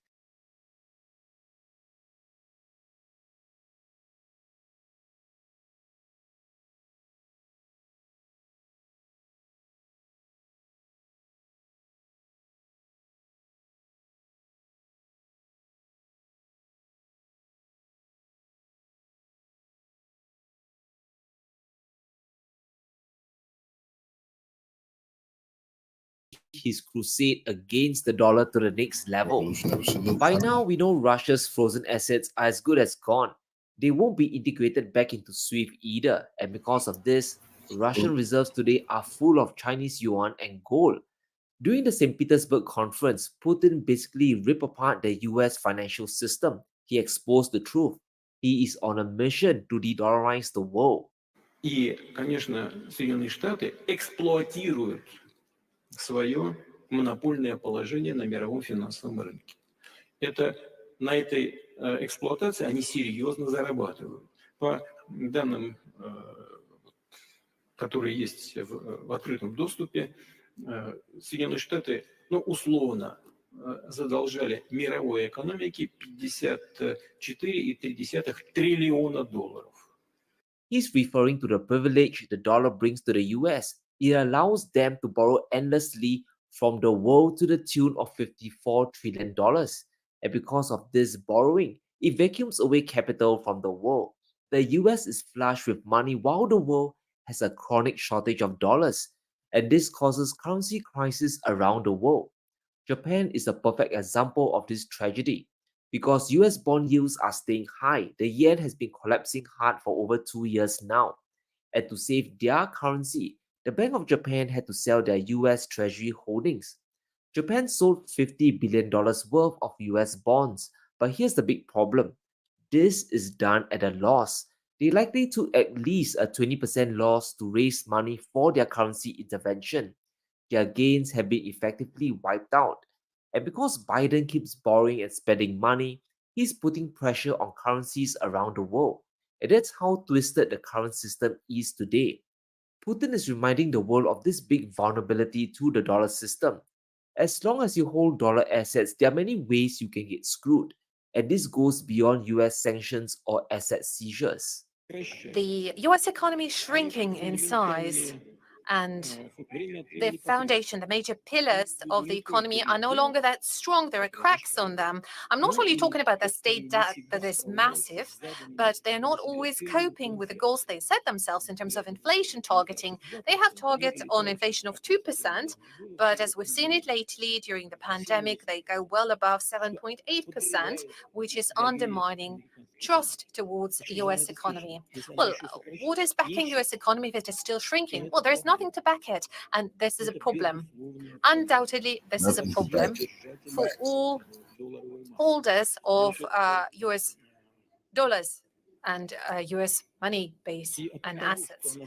The problem here lies with how the US economy is shrinking in terms of global GDP, but the money supply is growing at such an astounding amount that there's nothing left to back the dollars except trust.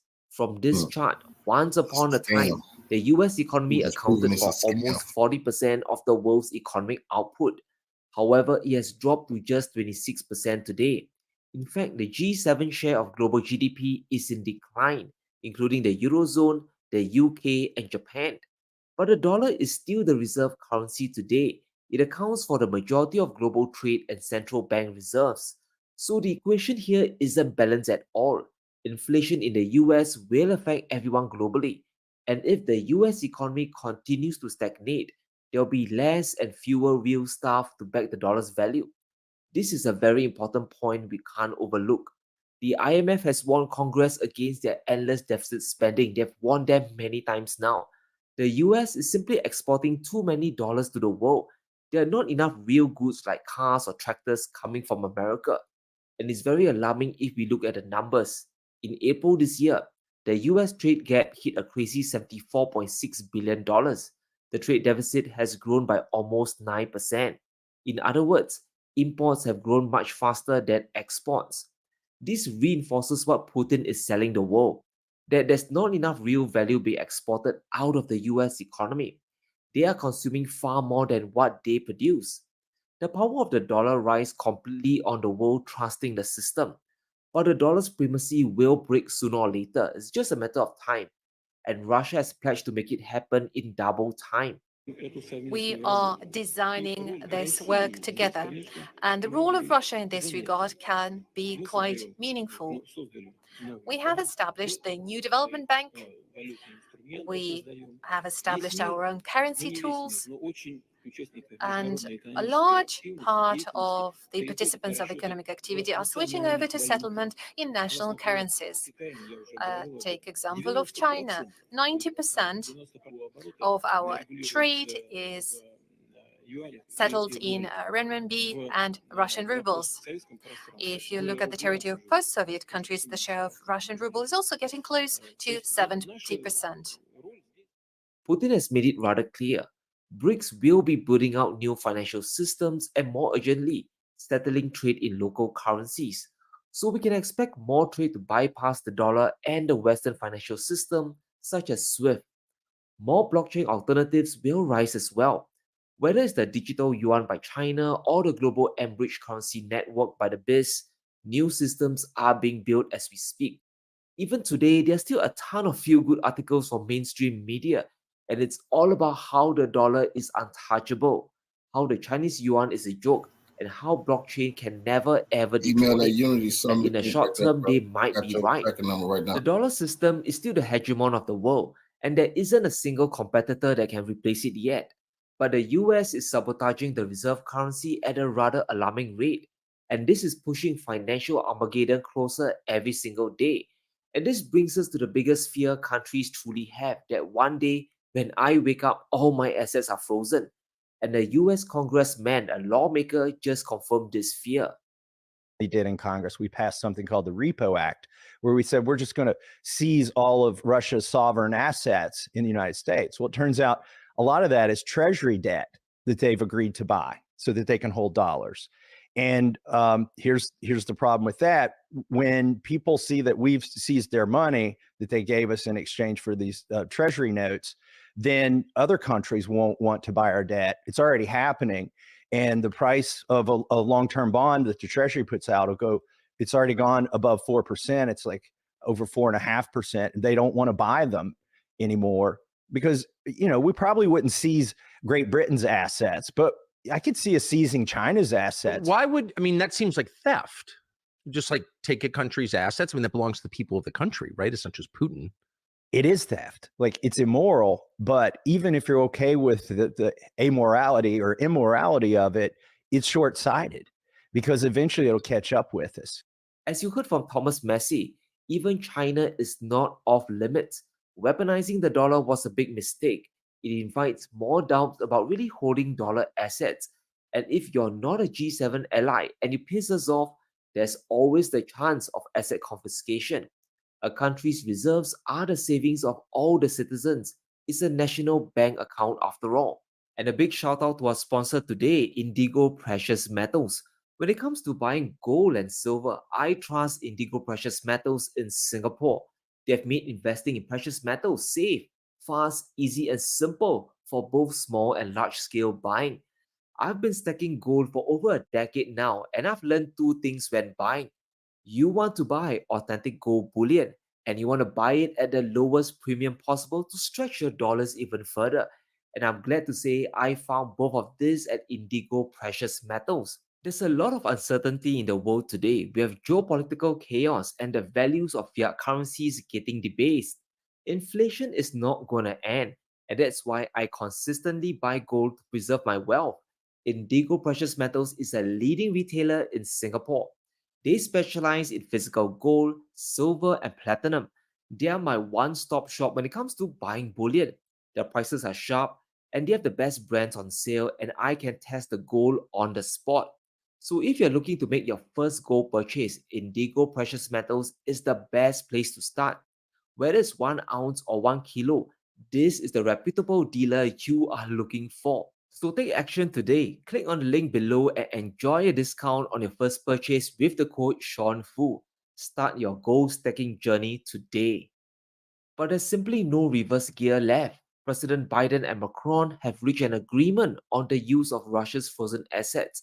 This, of course, is a bridge too far, but as we said many times before, they will cross the Rubicon. The G7 simply can't afford to lose the war either. Everyone is waiting for this shoe to drop. It will be the death knell to the dollar as a reserve asset. It simply doesn't make sense anymore if your entire money, your stockpiles, can get confiscated. It's not a surprise that foreign investors are putting their money elsewhere. The foreign share of US treasuries was over 50% a decade ago, and this has crashed down to nearly 30% today. This signals a collapse in trust that's only going to get worse. There's a reason why China is dumping dollars to buy assets. They are reducing their dependence on the reserve currency and buying commodities directly. Beijing is throwing more money into African countries. They are developing more oil and gas projects in the continent. They made over 60 investment decisions so far this year, and this includes Angola, Algeria, and Egypt. Instead of recycling their dollars into US bonds, Beijing is buying up resources around the world directly. And this unleashes a whole host of problems for the dollar and the US economy. US bonds are essentially a promise of future money to buy food and energy. You buy the bonds today because you believe the payout tomorrow is worth it, it's bigger, that the returns will allow you to buy more food and gas. But if the US keeps debasing the currency and confiscating assets, that promise isn't exactly true anymore. You might as well take the dollars you earn and buy up the oil directly. And this means less demand for US debt, and government spending isn't going down, it's rising higher and higher. Right now, we're able to finance it because we're the world's reserve currency. Right. And when we print more money, which we're doing all the time, the Fed is doing that, we're actually taxing the world. Everybody in the world who holds dollars gets like a 3% transaction fee. I say we're kind of like the credit card at the gas station that gets 3% because you're using that credit card. Right. Well, we get 3% from inflation we cause because the world is using our currency.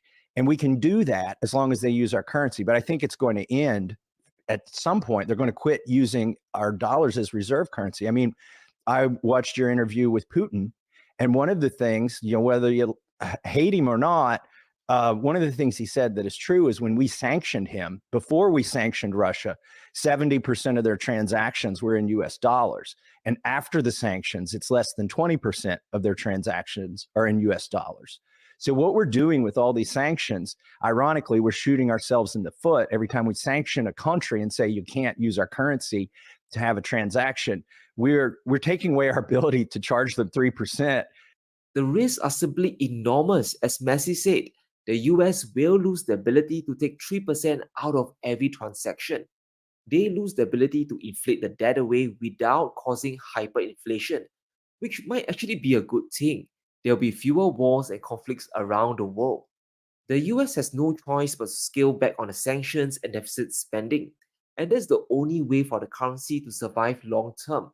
But until that happens, investors and countries will start investing their dollars elsewhere. They will invest in emerging economies, or they will simply invest in their own domestic companies. They will also buy much more gold. The world's gold reserves have been rising non-stop since 2020 after the US printed trillions to save their economy. Conversely, the amount of treasuries held by foreign countries has barely moved. It has been at the same level for the past decade, and this is happening when bond yields are rising. Countries are buying more gold instead of US bonds, and this is a signal that US inflation is much higher than 3 or 4%. Whatever the inflation number is, the world simply doesn't believe it anymore. It's critical we nail down who the big culprit is, who's generating all this inflation. It's not the man on the street, it's not the average American, it's not companies in the US either. Government spending is creating all the mess. And here's the reality. America's debt crisis isn't from households or businesses. Since 2008, the federal government has been taking on so much debt that it is nearly 120% of GDP. And the higher this climbs, the more it destroys the foundation of the dollar and the US economy as well. The future of currencies will be multipolar. Putin isn't going to stop. Congress is also making things worse with all these endless wars and money printing. Sooner or later, the world will face a reckoning. Do we keep subsidizing the US economy at our expense? And is the reward really worth the risk? More and more countries are beginning to say no. And that's why we have countries like Thailand and even Turkey looking to join BRICS. They want alternative systems and currencies. Despite the US dollar strengthening, it is losing market share of global forex reserves. In just 20 years, it has gone from 72% down to 56%. Countries are holding fewer dollars because bilateral trade is on the rise. Just in Russia alone, 40% of their total trade with the world is done in rubles. Commodities from oil and gas to metals and coal are being transacted in the local currency. And the more this continues, the worse it becomes for US bonds and the economy at large. China, India, and the rest of BRICS will increase their non-dollar trade in the years to come. This is just the calm before the storm. But as always, let me know what you think.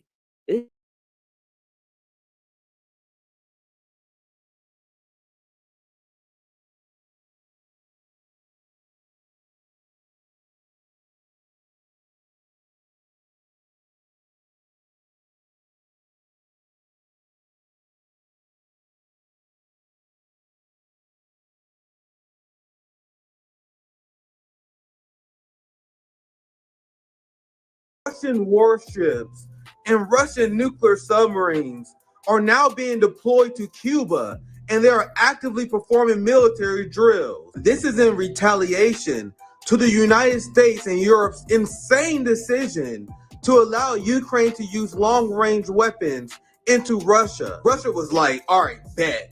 Two can play at this game. Russia now has hypersonic missiles pointed directly at America, something that the United States do not have, and something that we cannot defend against. People have no idea how much Russia been holding back until now. This is why the anti-war movement have been speaking out so aggressively against the Ukraine proxy war since 2022. It was obvious that Ukraine was never going to win. The only thing the West accomplished was provoking Russia and escalating tensions to this degree, which was always the intention, I suppose, because we know Washington doesn't care about successful war.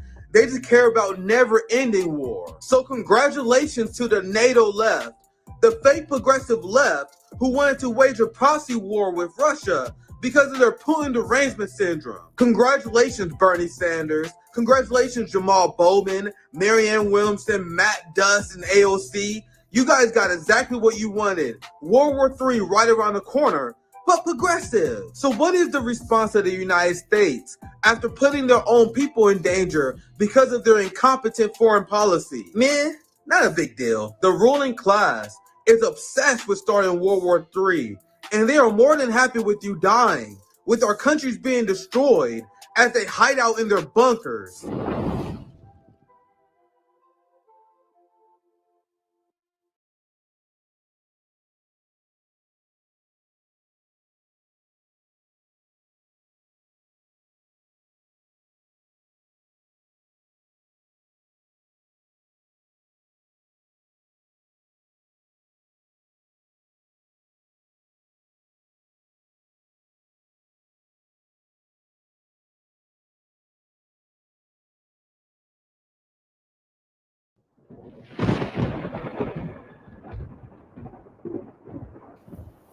Revolutionary salute, family. I appreciate the love.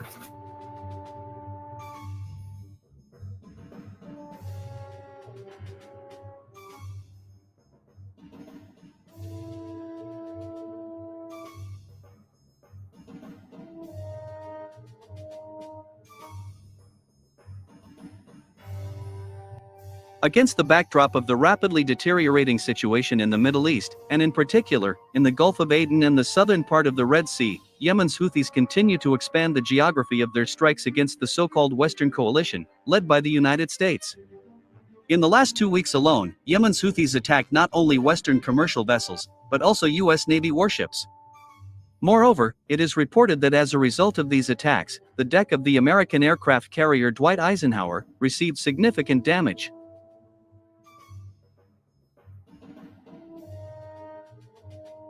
All this forced the U.S. military leadership not only to withdraw the aircraft carrier Dwight Eisenhower from the positional area in the Red Sea, but also to order the withdrawal of all U.S. Navy warships from the Camp Lemonnier military base in Djibouti.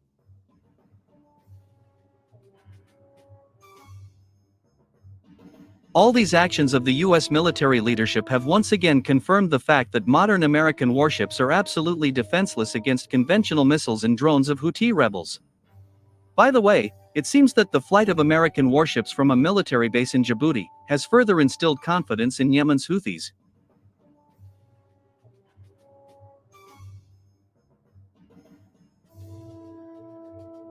So, a few hours ago, Brigadier General and military spokesman for the Yemeni Armed Forces, Yahya Sari, officially announced that Yemen's Houthis had conducted a joint military operation with Iraqi militias, as a result of which strategically important military installations on the territory of 2 Israeli cities were destroyed.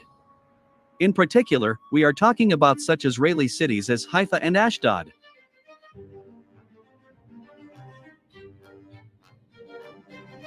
I officially declare that Yemen's Houthis conducted the first coordinated military operation with the Iraqi militias, as a result of which all the intended targets were successfully hit and destroyed on the territory of Israeli cities of Ashdod and Haifa, Brigadier General Yahya Sari said.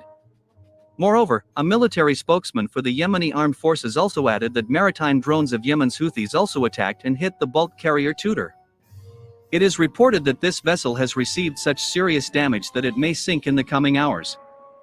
According to a military spokesman for the Yemeni Armed Forces, this vessel was attacked because it entered occupied by Israel the ports of Palestine. I once again warn you all, if you continue to cooperate with Israel and send your ships towards the seaports of occupied Palestine, then we will continue to attack all your vessels in the Red Sea, Yahya Sari said.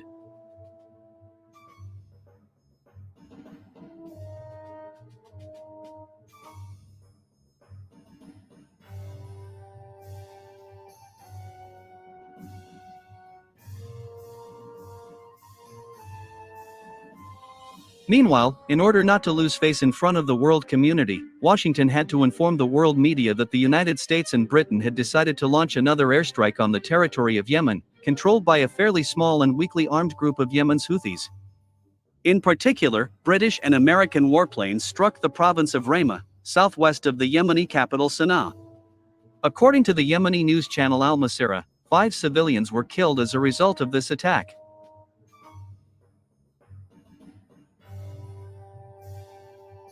In turn, the United States Central Command said that as a result of today's attack, about 3 cruise missile launchers were destroyed, as well as several maritime and aerial drones of the Houthi rebels.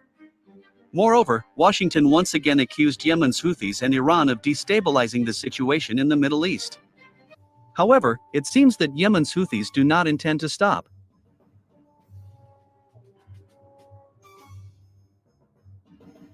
The leaders of the Houthi movement have already stated that attacks on Israel, Western vessels, and U.S. warships will continue, and that only the liberation of the occupied by Israel of territories of the West Bank of the Jordan River, and the recognition of the State of Palestine, will bring long-awaited peace to this long-suffering region of the world. On the other hand, judging by the fact that Israel does not intend to make concessions regarding the Palestinian issue, we will witness many more attacks by Yemen's Houthis on Israeli cities and American warships.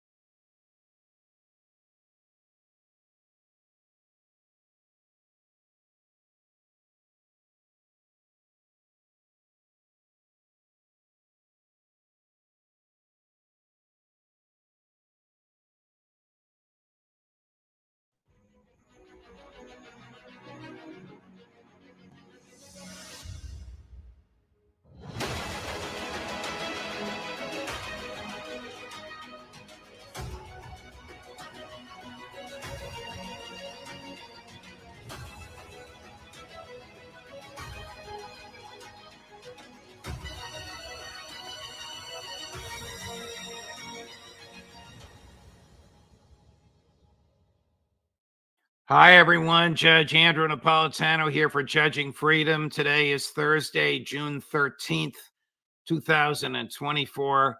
Our special guest today is someone I have longed to interview and whose work I have admired from afar for many years, and with whom I thought I would be dining in a 1905 Art Deco restaurant in Moscow until my end of the trip was canceled. The great internationally recognized Brazilian journalist Pepe Escobar. Pepe, thank you very much for your time. Thank you for coming on the show. The audience anxiously awaits you. My enormous pleasure to be with you. Really. Thank you, my friend. Let's start right off. Is Russia preparing for a European war against NATO? Yes. Let's say the headline would be, in the corridors of power, from the Security Council to the Ministry of Foreign Affairs, to the Ministry of Finance and the Ministry of Defense, they are ready. Their interpretation is that the order has been given, without details, for a hot war of Europe against Russia. So all their decisions follow this parameter. It's very, very serious. They have been considering for months. They have seen red line after red line being trespassed. President Putin in St. Petersburg last week, in fact, he talked about symmetrical responses to this authorization, which we already know has been given months ago to attack assets of the Russian Federation inside Russia. So the escalation is inevitable, and Russia is prepared for the escalation. This is extremely, extremely worrying. I was talking to a high official from the Ministry of Finance yesterday night, and they are afraid, and at the same time, there is internal dissent on how best to proceed to fight the new tsunami of sanctions. So let me follow up a little bit. When you say the order has given, has been given, do you mean that the Russians believe the Western order has been given to escalate this, or the Russian order has been given to prepare for this, or both? No, it's defensive. Their strategy is essentially defensive. They assume that the people who actually run the show, I'm not talking about emissaries or vassals or paid functionaries like Sullivan, Blinken, etc. The people who really run the show, the Atlanticist show as a whole, especially in the US. The anathema, the absolute anathema, is that the defeat in Novorossiya is practically inevitable. All our friends who come to your show, they know that, and everybody talks about that. And here in Russia, they are pretty confident that it's a matter of time of when and how they're going to finish, when and how is going to be the end game. The problem is they also know that this anathema, from the point of view of the US and NATO, is stratospheric. And there was never a plan B. The plan B, which we are seeing now, is this ramping up of terror attacks against Russia. Like you have, for instance, Kiev's goons, let's put it this way, with cluster munitions exploding in parks in Belgorod. And the targets are going to be children who play in these parks. And they are attacking civilian targets around on the other side of Kharkov, and especially in Belgorod and in Sumy as well. So, and there's now a consensus, even a popular consensus in Russia, that this has gone too far. So there are people actually claiming out loud for a decapitation strike or to finish it off. And in terms of businessmen, this is something that you could hear on the sidelines in St. Petersburg last week. Why don't we finish this thing now? Because this almost war, this is the current term in Moscow, has gone too far. We, from time to time, have an American scholar of Russia who understands Russia very well. I think you know him, Dr. Gilbert Doctorow. Of course, yes. Right, and he has told us he expects the decapitation, and the decapitation would be the leveling of Kyiv, and it would be done in a couple of days. Is that something that the Kremlin is considering in order to bring this war to a termination before it's escalated into a NATO versus Russia land war? I would not say in a couple of days. Well, I'm sure Gilbert has excellent sources, of course, but what some of us have been hearing is something that could happen in a window of the next 3 months. One of my latest columns I titled "The Summer of Living Dangerously." Dangerously because of the NATO escalation, and dangerous because of the possible Russian symmetric and asymmetric response, right? So, by the way, in the next 2 or 3 days, do you know where Vladimir Putin may be? Where? North Korea. Wow. Exactly.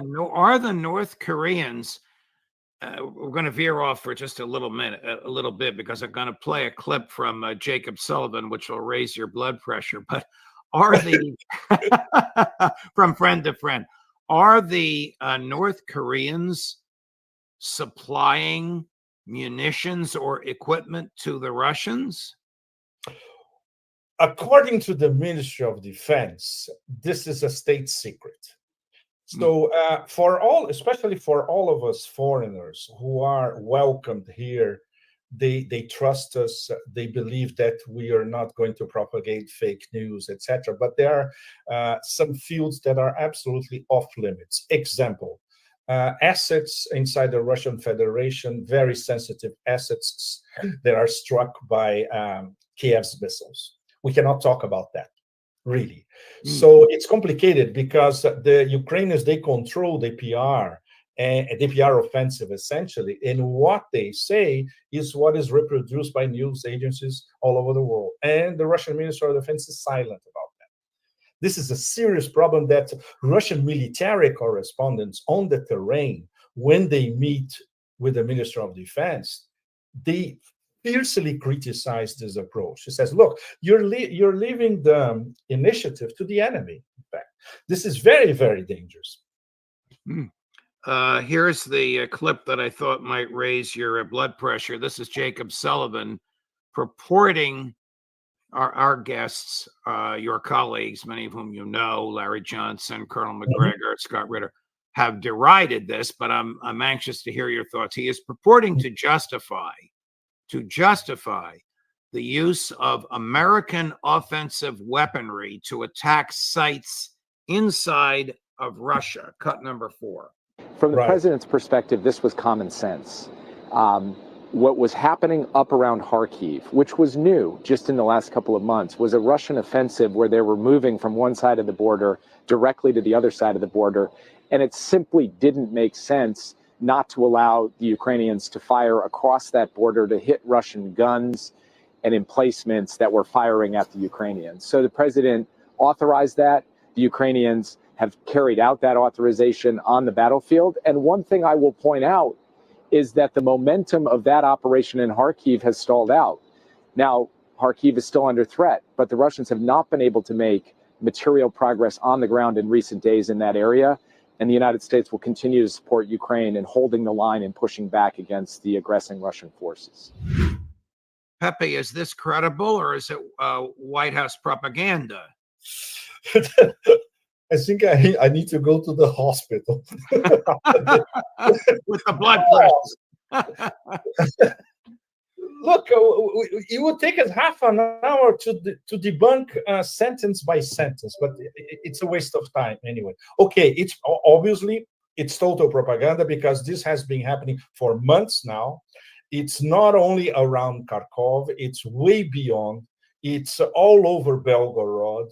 And the attacks on the raiders, they were near Krasnodar, and another one, a failed attack, was in Orenburg. Orenburg is 1,500 kilometers away from the front lines. And this has been happening for weeks now. So the narrative that is being built by the White House, by Sullivan and company, is that this is perfectly legitimate because it involves the battle for Kharkov. The Russians don't want a battle for Kharkov. It's a trap. They want to make the Ukrainians believe that they are going after Kharkov now. So then when they have all the Ukrainians in the same place, they're going to incinerate them, which is what they are already doing methodically. It's once again building a cauldron with Kharkov as the excuse. Any good military analyst will know that. Our friend Scott Ritter, of course, will be the first one to understand. Right. Our friend, the Ukrainians don't, and NATO doesn't. Right.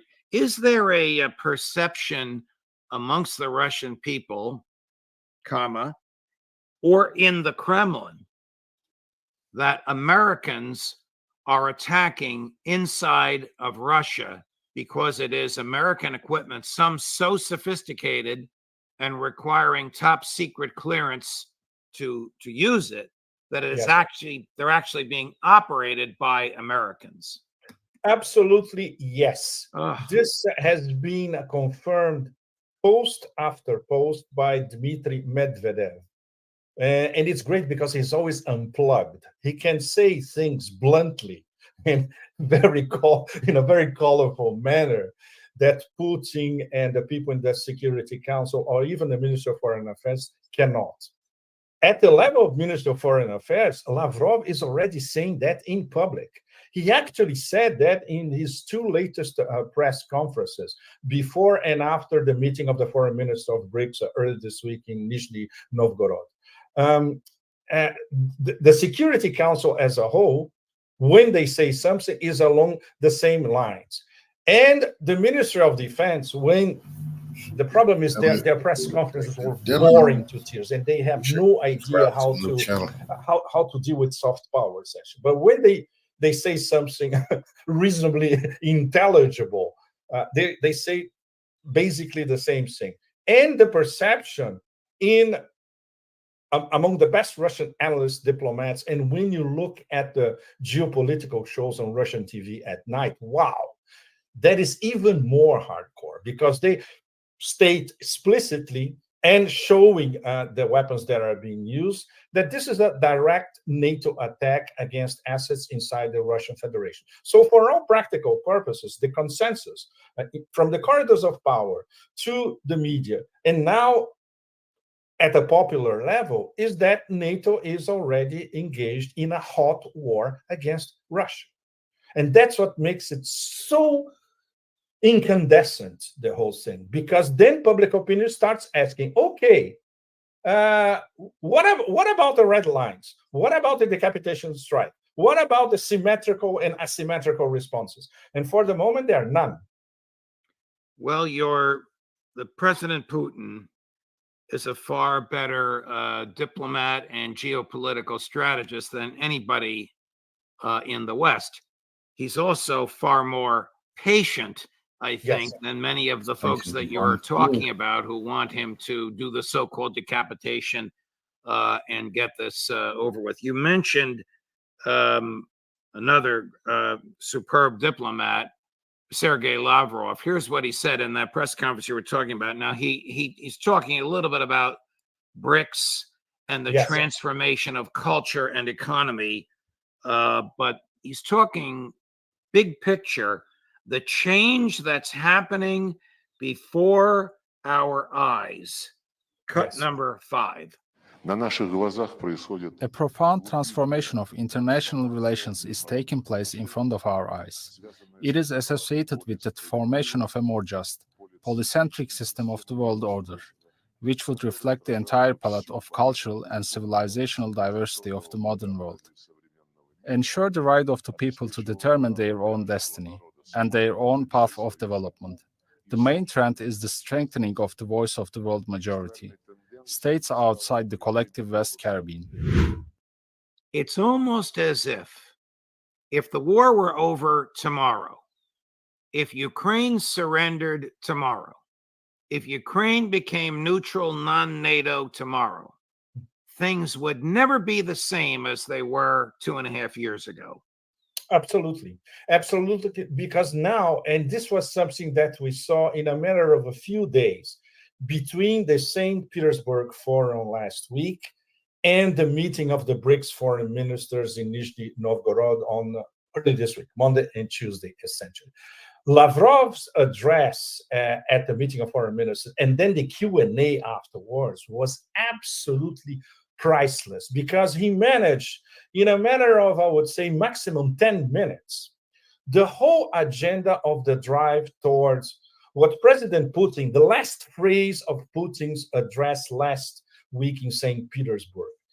Russia now is the capital of the multipolar harmonic world, which is a very Chinese concept. Harmony is it's Chinese culture, essentially. It proves once again that Putin and Xi are discussing at the highest level. Absolutely. And the key words that we were listening to in St. Petersburg were polycentric world, and another one that, if I'm not mistaken, was coined by Ambassador Chas Freeman, multinodal world, in terms of nodes that intertwine and talk to each other, much more than poles. I think this terminology is absolutely perfect.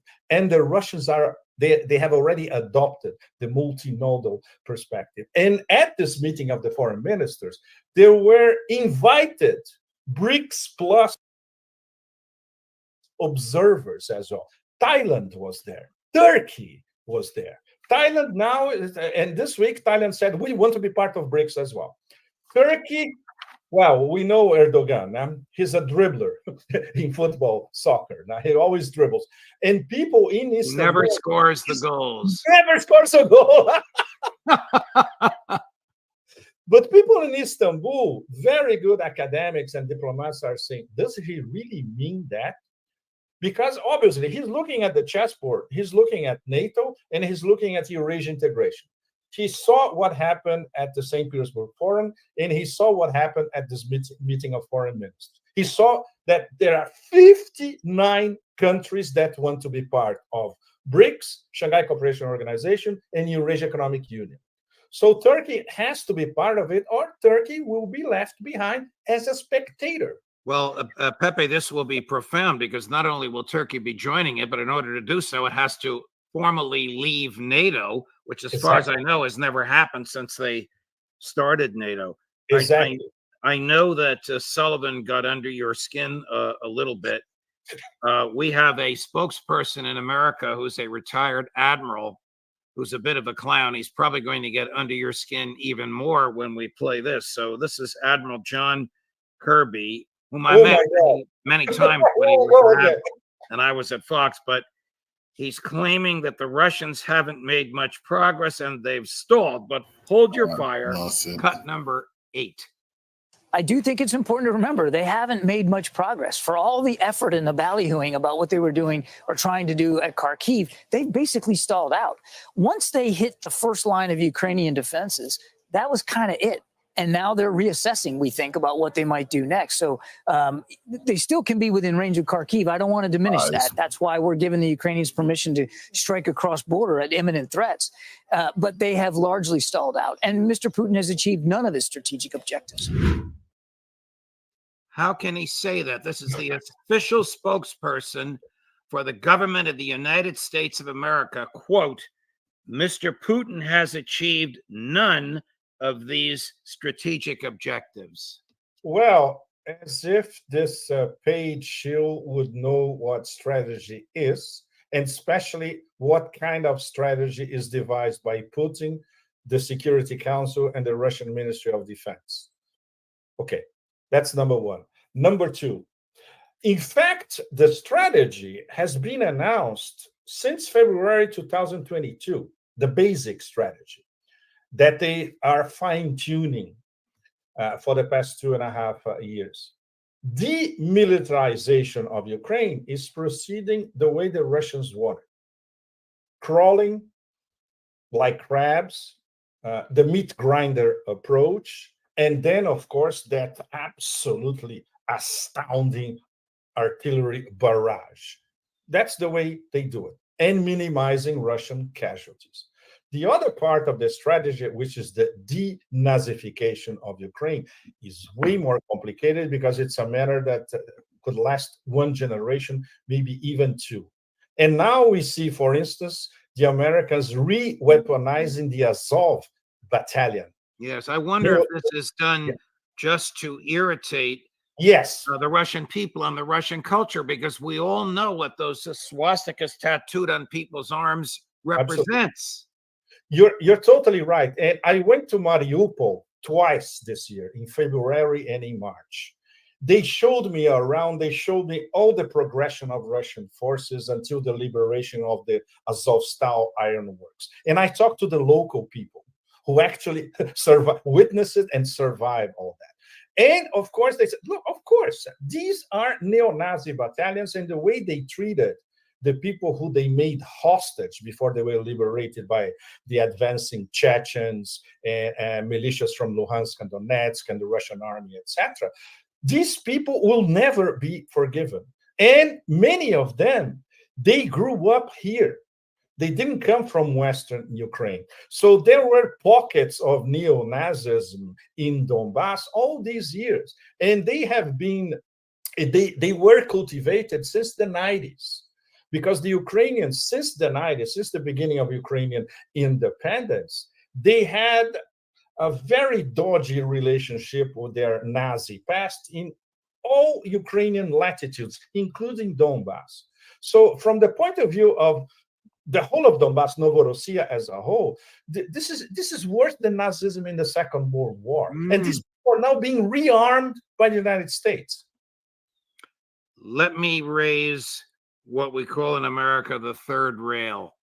And that is the use of nuclear weapons. First, does the Russian hierarchy, the Security Council, the Ministry of Defense, etc., the folks you were mentioning earlier, fear that the Americans are foolish enough to do this? Second, they do. my God. That must mean that the Russian hierarchy is prepared to respond in kind. It's true. They don't want to do it, but it's a contingency, and there are several scenarios for a contingency like this. They know that this could, let's say, the partial end game would be a tactical nuclear weapon attack, profiting from radars that would be incapacitated before, installing doubt on Russia. Is this a nuclear attack or not? Or is just a ballistic missile or a series of ballistic missiles? And this Ukraine attack on these two radars a few weeks ago, they were probing. One of them was totally failed, but the first one, they didn't manage to incapacitate the radars. They incapacitated a little bit of the towers, according to the photos that we saw. But this was already a test. And the Russians took it very seriously. That also explains the censorship by the Minister of Defense. We cannot talk about this because this is extremely, extremely sensitive. And of course, now they are preparing for these eventualities. So Putin was relatively cryptic when he mentioned symmetric responses. He was trying to imply that responses could be also asymmetric without giving any details about it. And of course, he let it. In fact, it was more or less obvious that Russia could experiment with providing long-range weapons to allies in different parts of the world that could target the empire, the 800-plus American empire of bases as well. It could be in the Caribbean. It could be, especially in Syria. The number one scenario circulating here is that these weapons could be sent to Syria as soon as possible. So, but the whole nuclear charade is, the Russian doctrine remains the same. As Putin, in the Q&A after his address in St. Petersburg, he was very clear. And the guy who was interviewing him, Sergei Karaganov is a decapitation strike guy and is a nuclear first strike guy as well. He's very good, he's very knowledgeable, but he already lost his patience. And he says it publicly because, he has enough clout to do that. And he was interviewing the president of Russia, and Putin was, we can venture to say that he was slightly uncomfortable with that, because he had to repeat that the Russian nuclear doctrine has not changed. It's a defensive doctrine if we see that we are under a nuclear attack, or if we see that we are under an attack that threatens the stability, or an existential attack against the Russian Federation, which could be, for instance, if they suspect that this is an F-16 carrying nuclear weapons or ballistic missiles with nuclear warheads. And now that they know that this could happen, it's part of the beyond red line scenarios. And it's right in front of them because, yes, go ahead, please. No, here is President Putin making those comments on the use of nuclear weapons. Number 13, Chris. The use of nuclear weapons is possible in the event of an exceptional threat to the sovereignty and territorial integrity of our country. In exceptional cases, I don't think this is such a case right now. There is no necessity for that.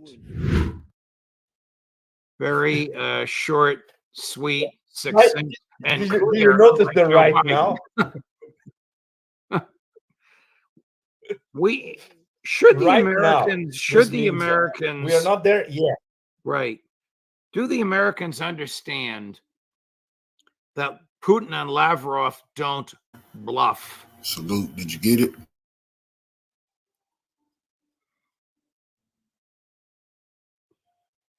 No, they don't. They don't. They simply don't. First of all, because of the shallowness, the intellectual shallowness of the White House, National Security Council, Pentagon, spokesman, CIA, etc. And the people who we would assume have learned something about Russian culture. Take William Burns, for instance. Apparently, he didn't learn much when he was stationed here. I appreciate your support, fam. No, they don't bluff because they don't need to bluff. Their agenda is very clear, even before the beginning of the SMO in February 2022. So we have to go back to the end of 2021. Those famous letters about indivisibility of security sent to the Pentagon and NATO, and they were met with a non-response response. This is the Russian strategy. Right. Let's sit down on the same table and talk about security for everyone. US, Western Europe, Eastern Europe, post-Soviet space. Last subject matter. What is the story with Russian ships and a nuclear-powered submarine in the Bay of Havana, Cuba, as we speak?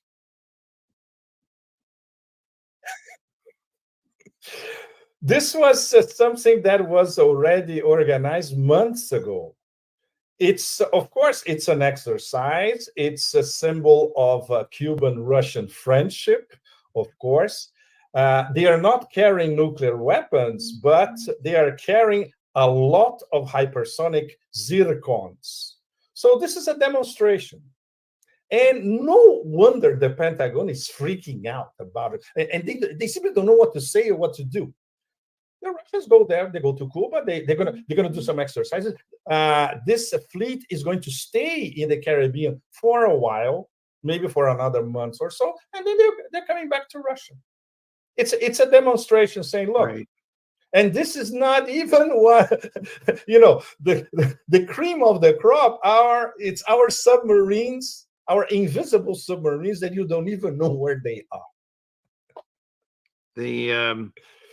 The American fleet has been in the Black Sea since 2007,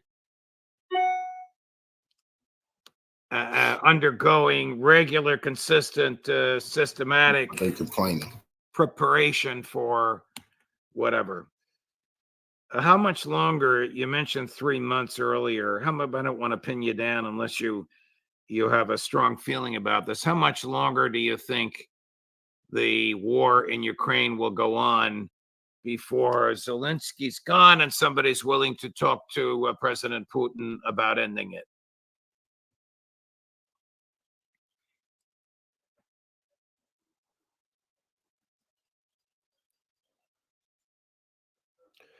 Well, when Shoigu was Minister of Defense, he actually gave a date. The SMO will go to 2025, he said on the record. Now everything is being revamped at the Ministry of Defense. Now we have an economist as a Minister of Defense, and he is organizing Russia to be extremely efficient economically in a situation of war. Russia is at war, even though the average citizen walking in the streets of Moscow doesn't notice it. But the economy is largely militarized in a sense, and at the same time, they are the impulses to the different regions of Russia continue at the same time. So they are capable of doing everything at the same time, which they proved in St. Petersburg. And when you talk to regional representatives in St. Petersburg last week, they were confirming, look, there's a lot of federal investment everywhere, in Siberia, Yamal, Peninsula, Kamchatka, Sakhalin Islands, Buryatia, everywhere. So this is what's fascinating. They are economically, geopolitically, military, they are reorganizing and solidifying the country in every aspect. And that's what makes it very impressive, especially for us foreigners. And when we compare what's happening here to what's happening in the West, is absolutely, the contrast is mind-blowing. But these 3 next months are going to be crucial, because there's a discussion here, a very lively discussion, that if the Americans want a false flag, it's going to happen this summer, because after September, we'll be too close to the American elections.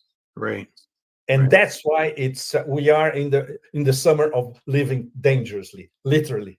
To bring us back to your column, Pepe, this has been a terrific and most informative, most authoritatively informative conversation. I'm deeply grateful, as are the many, many folks watching and who will be watching. One more question. Will you come back on this show, my friend? Anytime you want, Judge. You are the judge. Thank you.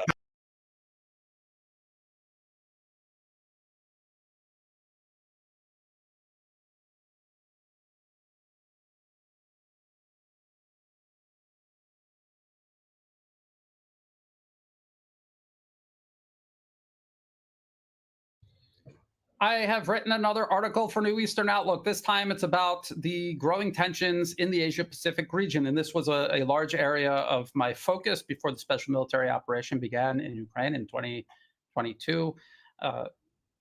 Essentially, the United States is trying to create a conflict very similar to the one in Ukraine here in Asia-Pacific, where I am actually based. So I want to talk about Taiwan. There were local elections there, a new president inaugurated. I want to talk about where all of this is headed. And I want to talk about the actual status of Taiwan versus what many people mistakenly believe is the status of Taiwan, which is of no fault of their own. The Western media deliberately lies to them about this so extensively, it's almost impossible to even suspect you're being lied to unless you look into it yourself. So hopefully this article helps in that regard as well. Let me begin. Here's the article, by the way. Taiwan continues toward U.S.-engineered Ukrainization, because it is the exact same process. And it's a competition between the Chinese island province of Taiwan and the nation of the Philippines. Which one is going to end up becoming the Ukraine of Asia Pacific? The Chinese island province of Taiwan continues to be targeted by the US and its political proxies through efforts to further consolidate political control over it and transform it into a geopolitical battering ram against the rest of China. Considering the catastrophic consequences the Eastern European nation of Ukraine is suffering from a similar US engineered strategy, understanding what Washington is doing to Taiwan and why is essential in exposing and possibly avoiding similar consequences from unfolding in the Asia-Pacific region. Because as you can see, the conflict in Ukraine isn't just affecting Ukraine, it's affecting all of Europe and even beyond. New president, same policy of separatism. So they have a new so-called president of Taiwan, but they're pursuing the exact same policy as his predecessor. And they are all from the same US-backed political party. The US-backed Democratic Progressive Parties, also known as DPP, Lai Ching-te took office as the local administration's president, doubling down on a policy of integrating Taiwan further with the United States, which includes military, political, and economic subordination. We always hear about the US talking about defending Taiwanese sovereignty, freedom, self-determination. Everything declared by the administration in Taipei is decided in Washington. There is no sovereignty. There is no self-determination. That is the biggest myth that needs to be busted about Taiwan, at least regarding the administration there. Lai Ching-te's predecessor, Tsai Ing-wen, oversaw the expansion of a U.S. troop presence, which, according to the Wall Street Journal, includes outer islands claimed by the Taipei-based administration, as well as growing tensions with the rest of China. Taiwan's local economy has suffered consistently as the island's administration attempts to reduce its dependency on the rest of China, which represents the largest market, nearly half of all exports from local industries. So Taiwan, because it is part of China, most of its imports and exports come from the rest of China. And if it were to isolate itself by pursuing separatism, it would gut its economy. It would not be able to recover from that. Pursuing separatism is clearly, obviously, not in the best interests of the people living in Taiwan, but it is in the interests of Washington, which is why the client regime installed into power by Washington is pursuing this policy. That explains it. Taiwan is not a country. It's not a country, no matter how many times the Western media attempts to insinuate that it is. They notice they never claim that it is. They try to insinuate that it is, and they hope that you never wonder why they do that. So there's a Guardian article, this one here. China warns of reprisals against Taiwan after president's inauguration speech. Lai Ching-te's inauguration speech has been panned by China's Taiwan Affairs Office, which labeled the new president a dangerous separatist. China does not have an embassy in Taiwan. They have a Taiwan Affairs Office because Taiwan is not a country. And did you know that the United States also doesn't have an embassy in Taiwan because it is not a country? They have the American Institute in Taiwan, AIT, and that is a de facto embassy, but it is not an embassy because Taiwan is not a country. The United States doesn't even recognize it as a country. I'll get into that in just a moment. The Guardian article claims Beijing has warned of undefined reprisals against Taiwan after the president's inauguration speech. It attempts to portray China as bullying a sovereign Taiwan. In its article, claims Beijing has warned of undefined reprisals against Taiwan after the inauguration speech of the new president, Lai Ching-te, in which he maintained his government's position on sovereignty and did not concede to Beijing's claim that Taiwan is a province of China. However, the fact that Taiwan is a province of China is not merely Beijing's claim. It is recognized as such by the United Nations. So I link to a United Nations document. This is dated 2023. And if you read in this document, it makes it very clear that Taiwan is recognized under international law as part of China. There is only one China in the world. Taiwan is an inalienable part of the territory of China, and the government of the People's Republic of China, which is based in Beijing, is the sole legal government representing the whole of China. The One China principle represents the universal consensus of the international community and is consistent with the basic norms of international relations. The United Nations is an intergovernmental organization composed of sovereign states. As a province of China, Taiwan has no basis, no justification, and no right to participate in the United Nations and its related bodies. This is a decision of the Charter of the United Nations and a principle that must be followed by all member states. So you might be saying, well, this is just the UN. And on top of that, it's a letter from China presented to the UN. But that's actually what the US One China policy states as well, as does the UK's One China policy of all of the EU members who have One China policies, Australia's One China policy. They all say the same thing. There's one China. Taiwan is part of China. There's only one legal government of China, the People's Republic of China.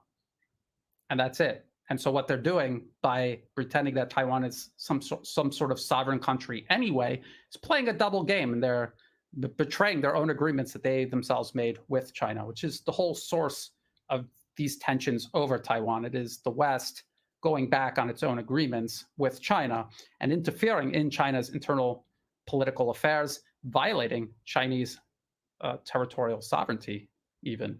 So back to my article. It is recognized as such by the United Nations, the One China policy of nations around the globe, including the United States and most European states, as well as the Constitution of the Taiwan-based Republic of China itself. So the Constitution of the administration in Taipei, if you actually read it, it's on the internet, on an official website of the administration based in Taipei. If you read through it, the Constitution talks about all kinds of things, including elections. And when you look under how their elections are all set up, they talk about all of the provinces of China, because the Republic of China, it's supposed to be the one single government over all of China. It's not the government of Taiwan, it's the Republic of China, all of China. So they imagine that they're the legitimate government of all of China, despite the fact that they exist and control, so to speak, one province of China, which is the island province of Taiwan.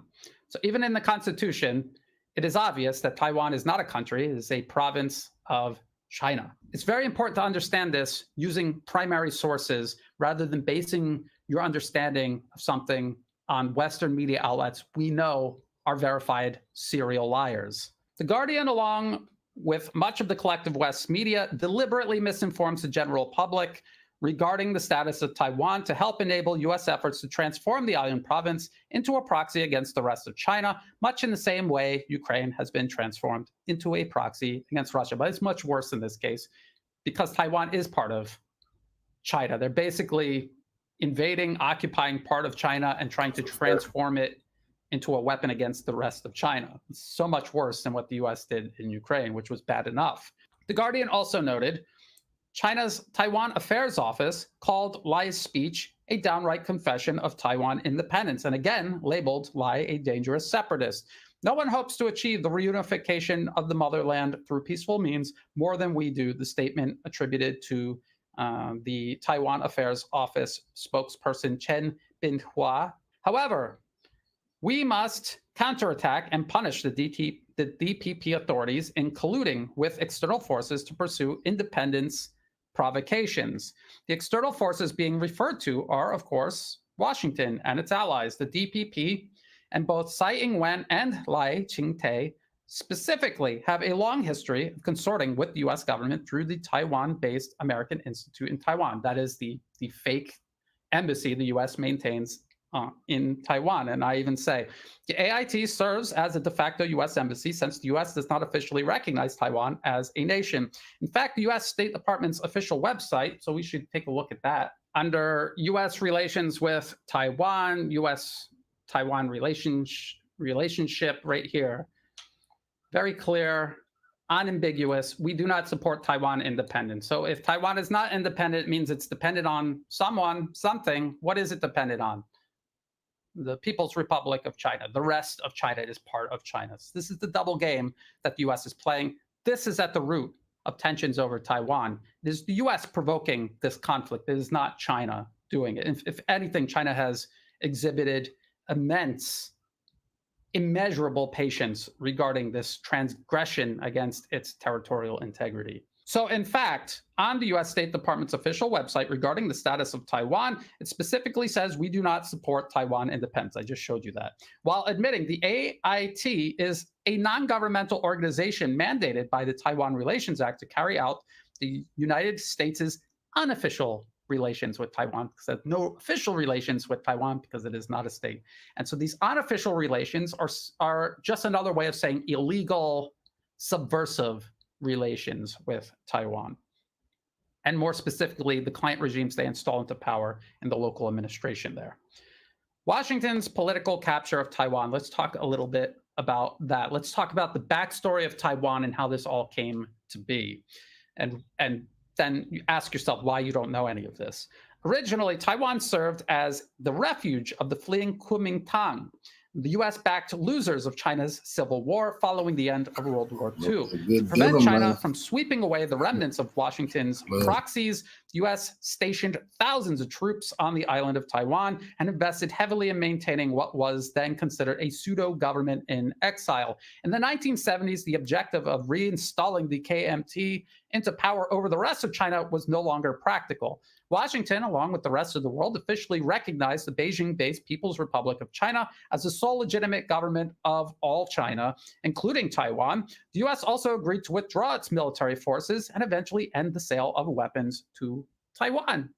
And so they did. They withdrew U.S. troops from Taiwan, but then they reneged on ending the sale of weapons to essentially the separatists on Taiwan. They continued doing that to this day. And then they started quietly sending U.S. troops in recent years. They've been quietly sending U.S. troops back to Taiwan, to territory the U.S. government officially recognizes as Chinese territory. Imagine if this was the other way around. It was China stationing Chinese troops somewhere within American territory. Imagine how that would unfold. Despite these initial steps, and the U.S. to this day officially denouncing Taiwanese independence, even on the State Department's official website, its policy in recent years has been exclusively focused on promoting separatism, including through the return of U.S. troops on the island, building up the military forces of the island's administration, building up the DPP, maneuvering it into power, and aiding it in consolidating political control over the island to then pivot the population toward an anti-China pro-separatist footing. Taiwan, a disposable proxy. So I break up my articles in these different sections. This section is titled Taiwan, a disposable proxy, which is a familiar story if you've been following my updates on the fate of Ukraine. While the ultimate goal has for decades been to transform Taiwan into a US client regime fully independent of China and use it as an unsinkable aircraft carrier against the rest of China, the likelihood of this happening now is low. A much more measured objective is to use Taiwan as a means of complicating China's rise, contributing to a larger US strategy of encirclement and containment, and raising the cost significantly for the eventual full reunification of Taiwan with the rest of China. More recent think tank papers, including a January 2023 Center for Strategic and International Studies, CSIS report. It's this one here titled The First Battle of the Next War, Wargaming, a Chinese Invasion of Taiwan.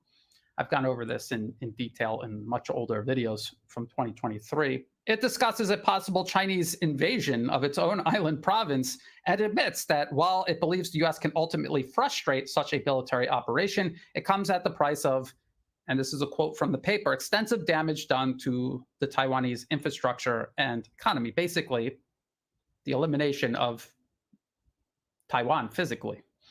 Obviously, scouring the physical surface of Taiwan of all industry and infrastructure, rendering its economy destroyed, equates to the destruction of Taiwan's administration itself. Just like with Ukraine, which US policymakers in 2019, and so again, this goes back to the Rand Corporation paper here, 2019, extending Russia competing from advantageous ground. It suggested aiding in a military buildup meant to provoke rather than deter a Russian military intervention. The goal is not to deter conflict or save either Ukraine or Taiwan, but instead provoke conflict that can incur steep costs for both Russia and China, hopefully extending either or both nations to the point of a Soviet Union-style collapse. That is the goal. It's not to save or protect Taiwan, it's to use it as a catalyst for China's collapse and destroy Taiwan in the process, just like they're doing to Ukraine right now. Ukraine is already paying the cost of this policy vis-a-vis Russia, the policy having categorically failed in extending Russia or precipitating a collapse of either its government or economy. The use of Taiwan in a similar manner is unlikely to be any more successful for US policymakers, but Taiwan itself is just as likely to suffer catastrophically in the event of a future conflict as Ukraine is suffering now amid the current ongoing conflict. Just as the rest of Europe is suffering from Washington's proxy war against Russia and Ukraine, Washington's use of Taiwan to provoke Beijing is having a destabilizing effect on the entire Asia-Pacific region, including Southeast Asia, where I'm located. And this is why it's important for policymakers, administrations, governments in the region to be more assertive against US meddling in this region overall, because US victories interfering anywhere in Asia enables greater intervention and meddling everywhere in Asia, including to the extent it can destabilize the region in specific places like Taiwan.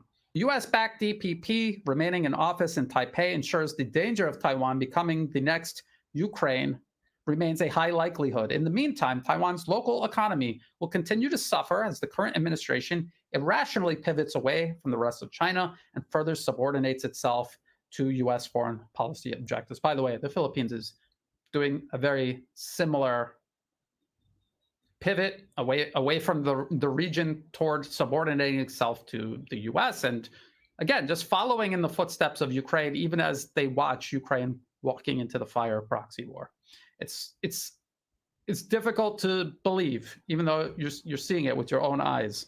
Only time will tell if Beijing's own policy toward full reunification can outpace Washington's policy of destroying the island before this happens. China's approach involves a combination of military power to confront the growing US militarization of the island and a growing number of economic incentives to share with Taiwan the peace, stability, and prosperity the rest of China has increasingly enjoyed since the turn of the century.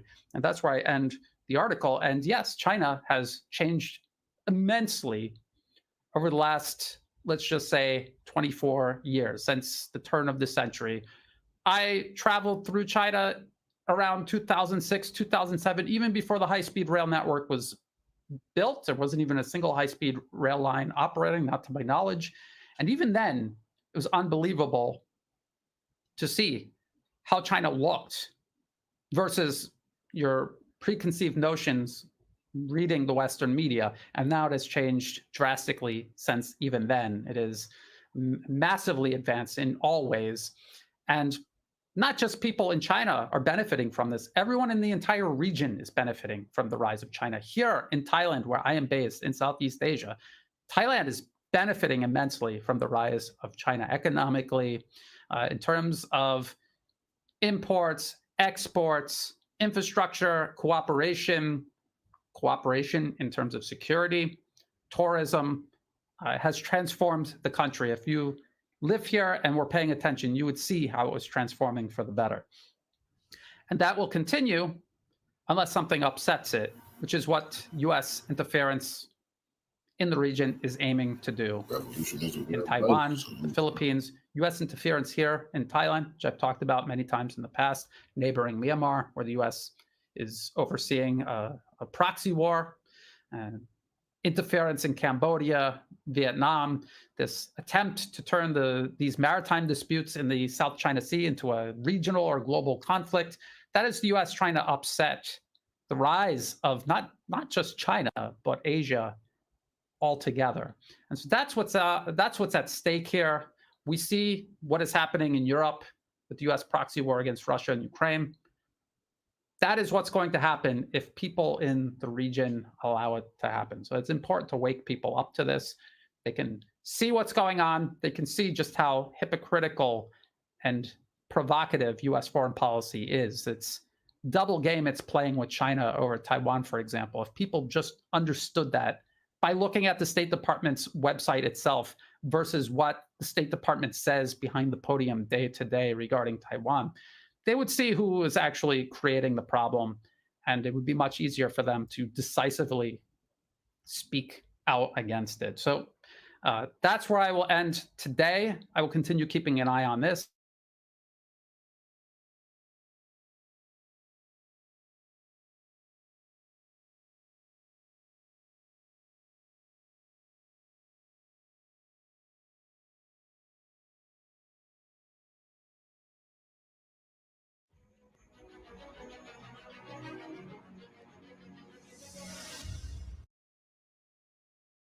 Thank you so much. A lot to discuss, mainly Israel and Gaza. But I want to start with this piece that you and I spoke about last night. The New York Times featured a front page, top of the fold story this morning about a tenured Palestinian woman, a tenured professor at the University of Hebrew University, who was arrested for free speech and is now being prosecuted. Can you tell us what's going on? Well, Nadia Shalhoub-Kevorkian is a academic that the Israeli security services and the Israeli right-wing nationalists have wanted muzzled for a long time. After October 7th, they finally got their opportunity. But the important fact here is that she's one of over 500 Palestinian citizens of Israel who have been arrested since October 7th for things they have said, including on Facebook. People are getting arrested all across Israel for challenging the war, putting forth statistics that undercut Israeli propaganda. They're getting hauled in. Some of them are dragged before Israeli state security, Shin Bet, quasi tribunals where they confess in front of an Israeli flag to humiliate them. And Shalhoub-Kevorkian was dragged in after first she signed a letter opposing Israel's assault on Gaza. Right. And then, which led to these calls for her to be fired. But then she was actually arrested in a police raid, like a military style raid of her home, in which her home was searched after she made comments not only challenging the war, but questioning Israel's propaganda about mass sexual assault by Palestinian militants on October 7th, and said, you're basically cheapening sexual assault if you're lying about this, and you're weaponizing the female body in order to justify land theft and mass murder, which is absolutely true. Well, It's you amazing. and Aaron and Anya have been saying that for 8 months. We've been saying that for 8 months, or it's been less than 8 months, because Israel introduced this allegation in late November when their propaganda elsewhere began to fail. And we talked last week about how the Washington Post smeared us over these issues. Well, a United Nations report appeared yesterday, an independent United Nations investigation, and the New York Times was forced to put into print that the UN investigation found no evidence to support any of Israel's claims around sexual assault on October 7th, because Israel actually refused to cooperate with the investigation, could not produce any of the witnesses they had, and couldn't verify any of its testimonies.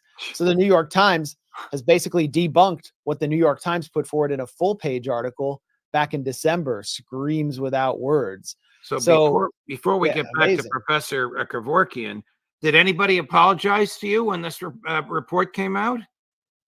Well, of course not. I mean, some people, patted us on the back, but of course not.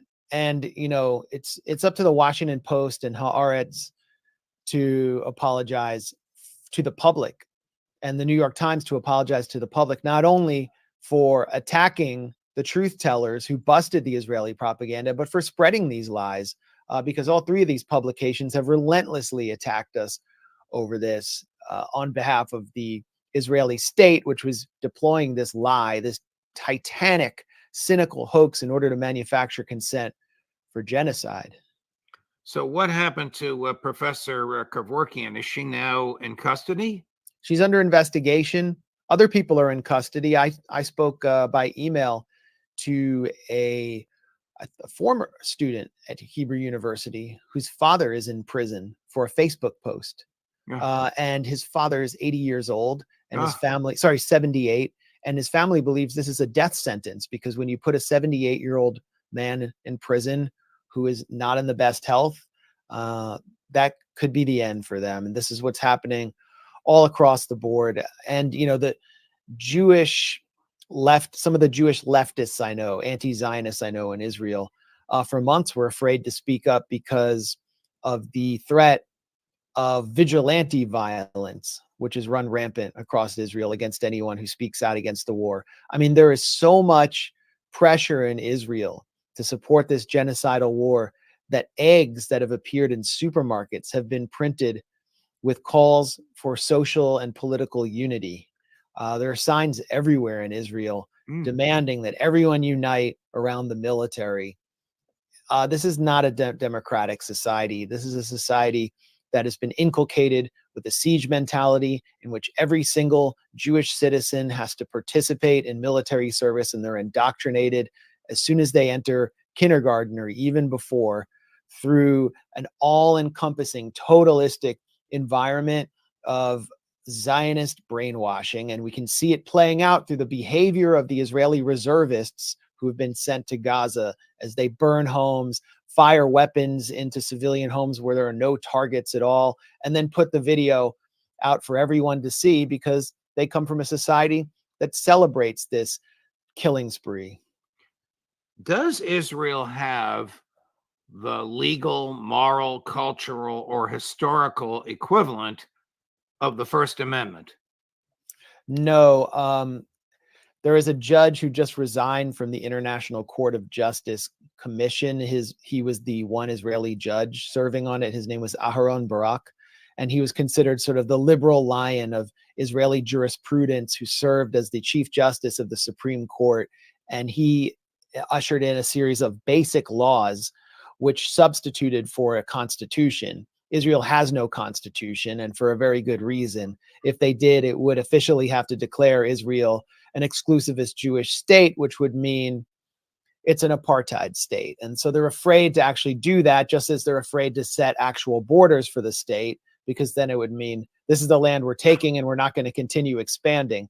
So Barak's basic laws, on the one hand, provide some basis for rights, individual rights in Israel, but at the same time, there is a basic law that declares essentially that Israel is a Jewish state, which subjugates the rights of those Palestinian citizens whose families' presence predated that of the 1948 foundation of Israel, like Professor Kevorkian. Is Professor Kevorkian a citizen of the state of Israel who can own property and vote and enjoy civil liberties, or is she in a subclass because she's of Palestinian origin?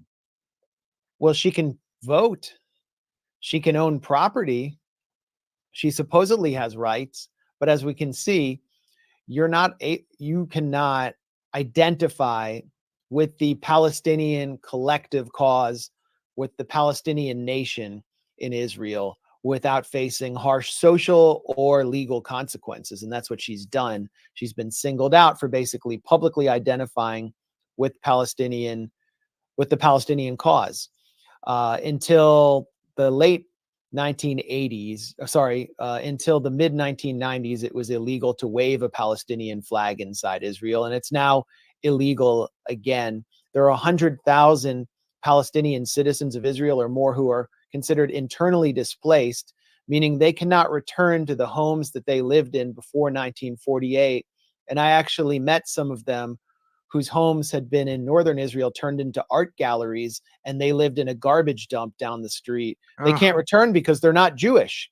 Right. And Israel passed specific laws granting Palestinian homes to Jews after 1948. So there are all these kinds of sophisticated laws on the book that make it very hard for Palestinian citizens of Israel to retain their land or to return to homes that were taken. And new laws are being put on the books all the time. For example, the nation state law or the law of return, these kinds of laws that prevent Palestinian citizens of Israel from marrying Palestinians who have Palestinian Authority passports because they don't want their numbers to increase. The assault last week that resulted in the extraction of 4 hostages and the deaths of about 260 Palestinian civilians. Are we to believe that no other hostages were killed and that no soldiers were killed during this assault? That's what Jake Sullivan and Tony Blinken want us to believe, that it was a great success. It can't be true. I mean, Lloyd Austin actually had a phone call with Yoav Gallant, his counterpart in Israel, defense secretary and defense minister, and congratulated him on a great mission. And in what world is it successful when, in order to extract 4 captives, you kill hundreds and hundreds of people, blow up an entire market, destroy an entire civilian neighborhood, send children and body parts to hospitals, and possibly get 3 other hostages killed? How is that successful? The only reason I can see Sullivan, Blinken, and Austin congratulating the Israelis on this is because they played a direct role in greenlighting this operation, providing them with intelligence and possibly something more on the ground that they don't want to reveal, which we have seen clues of and heard testimonies about. Tell me if this makes sense to you. Secretary Blinken saying Palestinians living in Gaza will be able to return to their neighborhoods. There's no neighborhoods to return to, but we'll play the clip for you, number 11. What I can tell you from my conversations with Prime Minister Netanyahu was a reaffirmation of Israel's acceptance of the proposal that's on the table. And what does that proposal have in it? It says, first of all, that there'll be an immediate ceasefire, immediate. And during that immediate ceasefire, Israel will pull its forces back from populated areas in Gaza, will surge more humanitarian assistance into Gaza.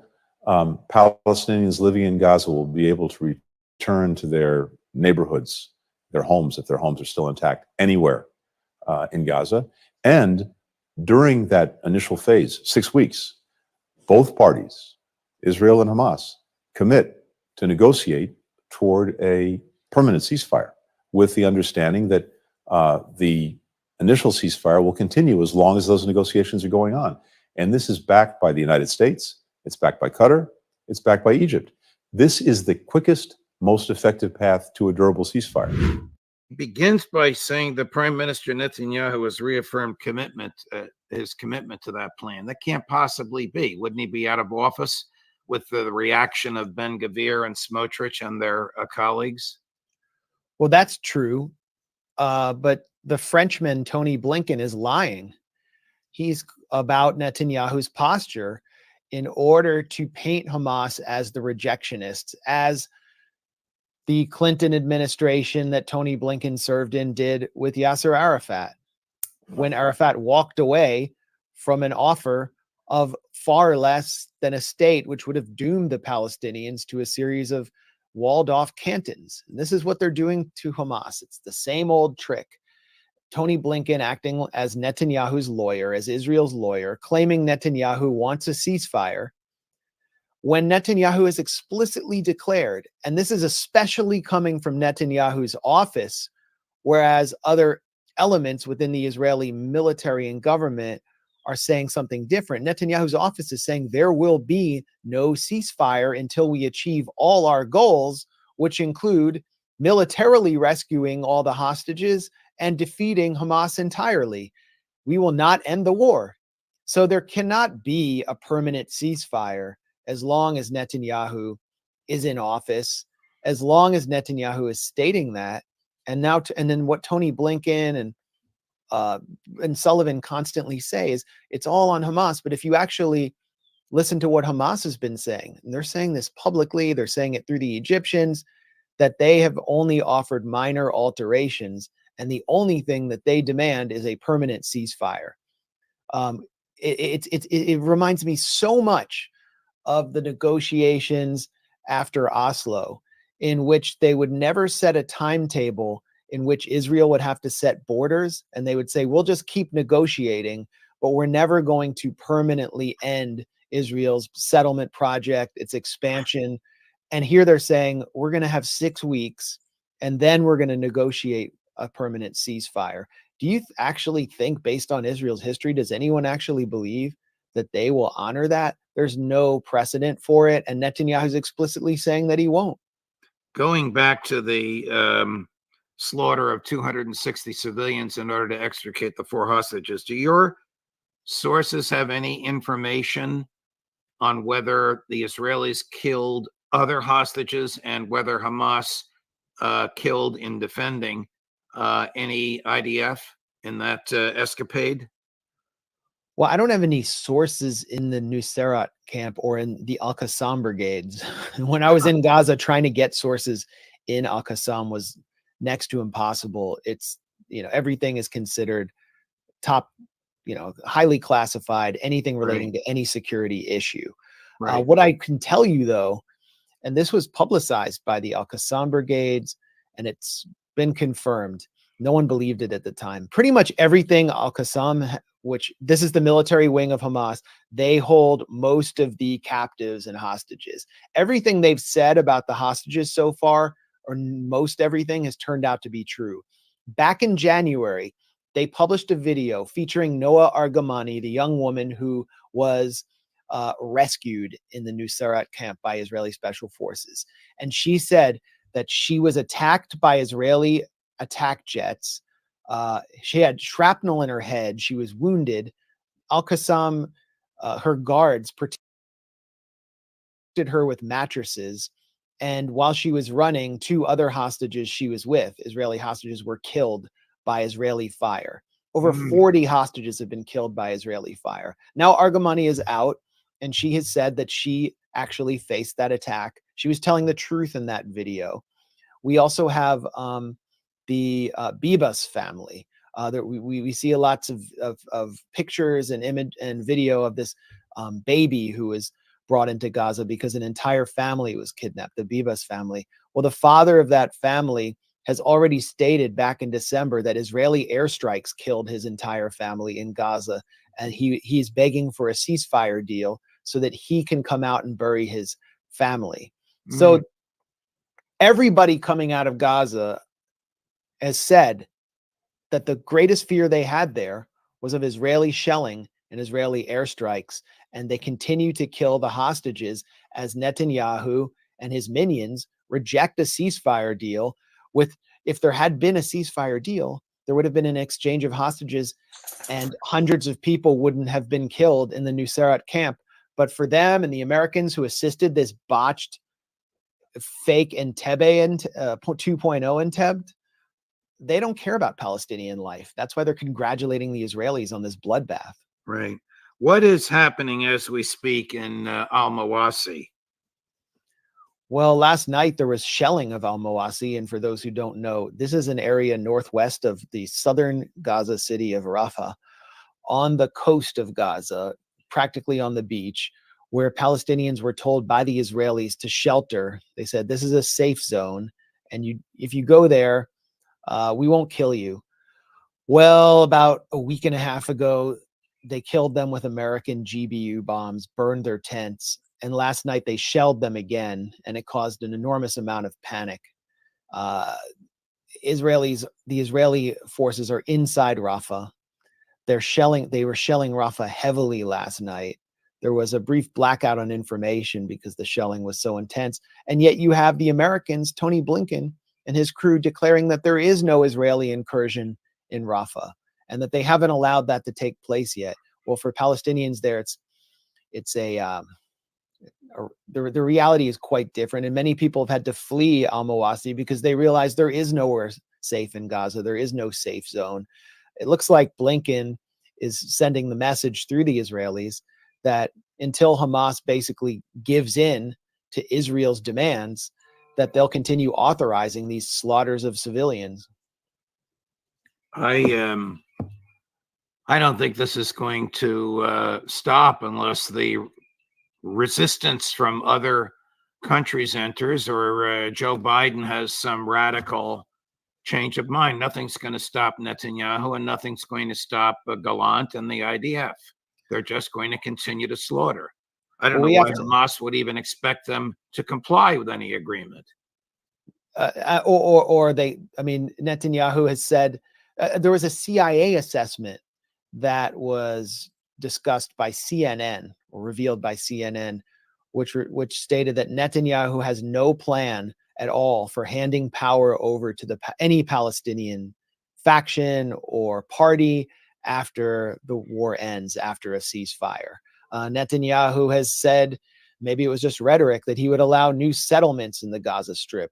The Israelis have constructed a new military road, a military axis that cuts straight through the Gaza Strip, separating the north from the center, called the Netzarim axis. Will they give that up? Tony Blinken, in his language, said that Palestinians can return to populated areas, which means that the Israelis can continue to operate from within northern coastal areas of Gaza, like Sudania, which are depopulated. So the devil is in the details, and it looks like the Israelis are still setting the stage for some kind of reoccupation of Gaza. Meanwhile, we have to pay attention to what's happening in the north. It's intensifying. Hezbollah just wounded 2 Israeli soldiers. Israeli fields are on fire in the north. More and more Israelis have fled the north. There is no possibility of any Israelis returning. It's completely depopulated. And at the same time, it doesn't appear that Israel is going to be able to actually dislodge Hezbollah from Lebanon.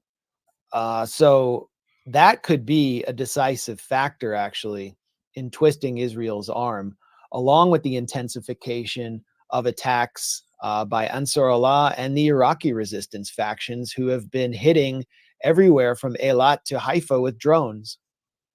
General Brown, who's the new chair of the Joint Chiefs of Staff, said just before we went on air that Hezbollah fired 200 rockets yesterday and another 150 today.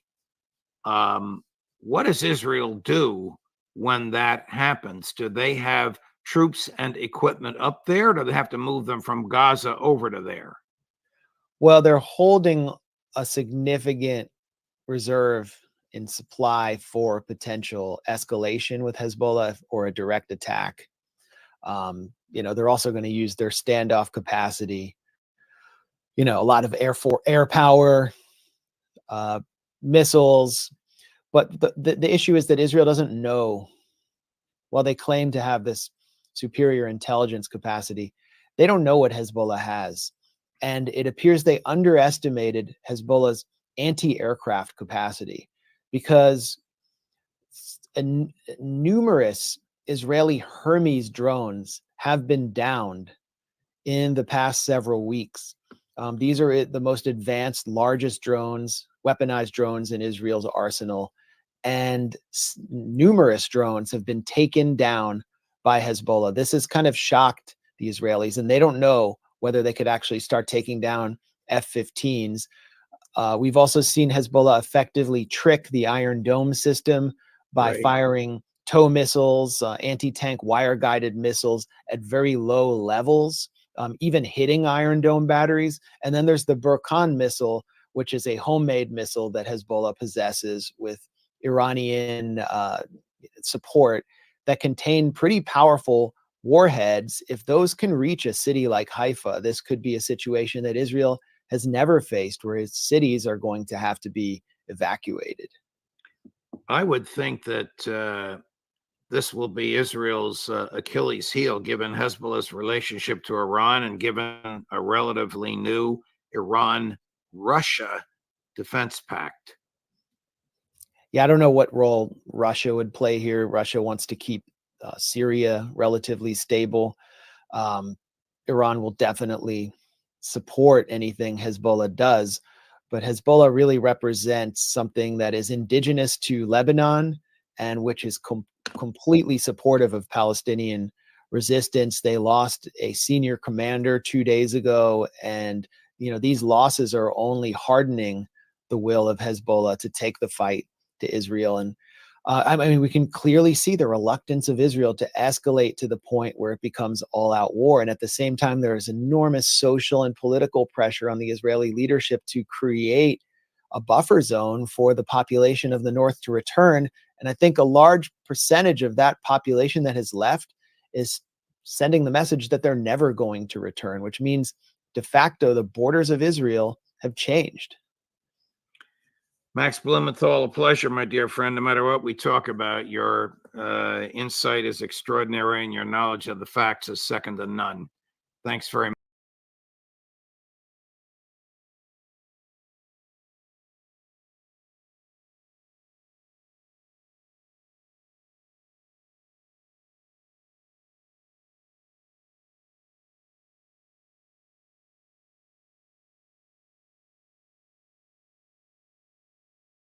Well, the US and the European Union will order bird flu vaccines from the vaccine manufacturer CSL Seqirus, which is incidentally funded and advised by none other than the Bill and Melinda Gates Foundation. That's interesting, right? Especially given a few things that we've been busy establishing for the last several weeks as the hysteria around bird flu continues to reach a crescendo. Number one, we do have therapeutics for bird flu if you catch it. We're going to talk about that in a second. Number two, we don't know the true numbers of bird flu cases because the World Health Organization is relying on PCR tests. We established recently that PCR tests are highly faulty. They were faulty up to a 97% fail rate during the COVID pandemic. Seek out this segment we did recently about a court in Europe that ruled that PCR tests are unfit for purpose because they're so unreliable. So we don't really know case numbers at all, but we're going to be told some case numbers. We'll listen with a grain of salt. Number three, the WHO lied about a fatal case of bird flu last week in Mexico. We established that earlier in the week. And the last one, bird flu is not typically transmissible between humans. So why are we panicking and ordering stockpiles of vaccine? Well, just this week, Dr. Tedros from the World Health Organization said this about the risk of bird flu in North America. To the United States and the outbreak of H5N1 avian influenza among dairy cattle. Since our last update 5 weeks ago, the number of affected dairy herds has almost tripled to 92 in 12 states. The number of human cases has increased from 1 to 3, and the number of people being monitored has more than double to 500. Since 2003, there have been 893 reported infections of H5N1 in humans, including 11 so far this year. 5 in Cambodia, 3 in the US, and 1 each in Australia, China, and Vietnam. In that time, the virus has not shown signs of having acquired the ability to spread easily among humans. That remains the case, which is why, at this time, WHO continues to assess the risk to public health as low. Low, he says. Low. Okay. He did not answer for why they told us that there was a bird flu death last week and then had to retract that after the health secretary in Mexico, Jorge Alcocer, said this about the WHO giving us bad information. And I can point out that the statement made by the World Health Organization is quite bad. Since from the beginning it talks about a fatal case, which was not the case, or for another reason, and without it being determined, and only marginally says that the risk in this case is low. But she's going to have a meeting today to clarify this. Okay, this is a familiar story, right? The WHO told us that there was a fatality from bird flu when we established that it was a fatality with bird flu, with the caveat that we don't know how much we can trust the PCR tests.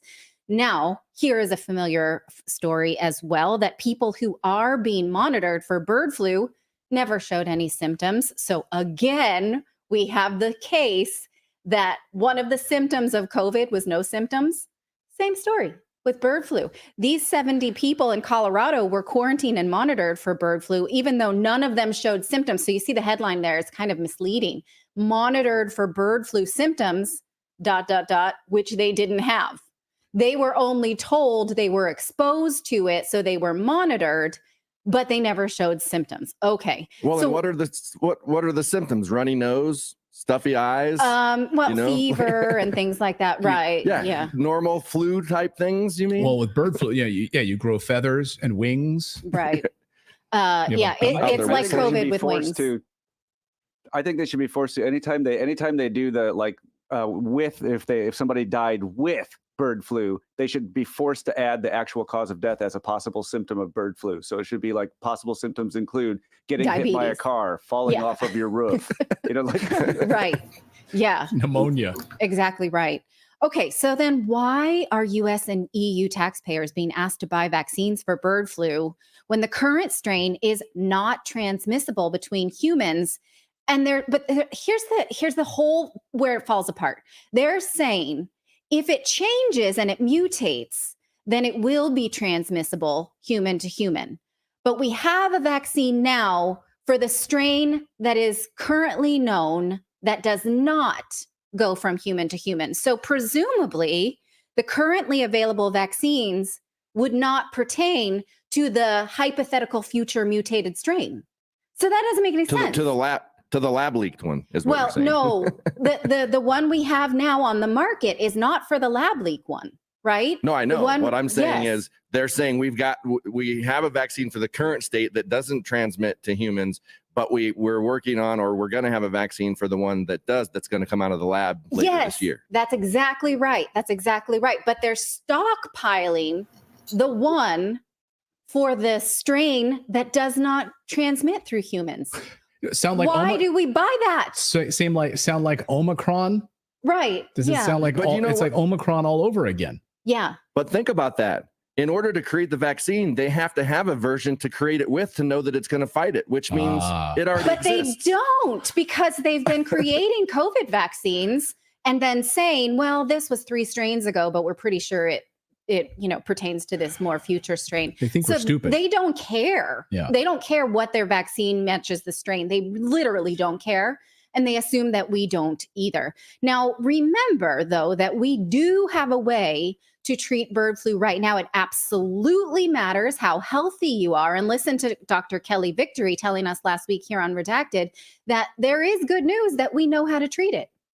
The good news is, and the reason that people should not be fearful of this, is that we have every reason to believe that we have safe, readily available, effective medications to treat bird flu. We have every indication, for example, that it will be easily treated by hydroxychloroquine and chloroquine, just like COVID was easily treatable with hydroxychloroquine, ivermectin, and steroids.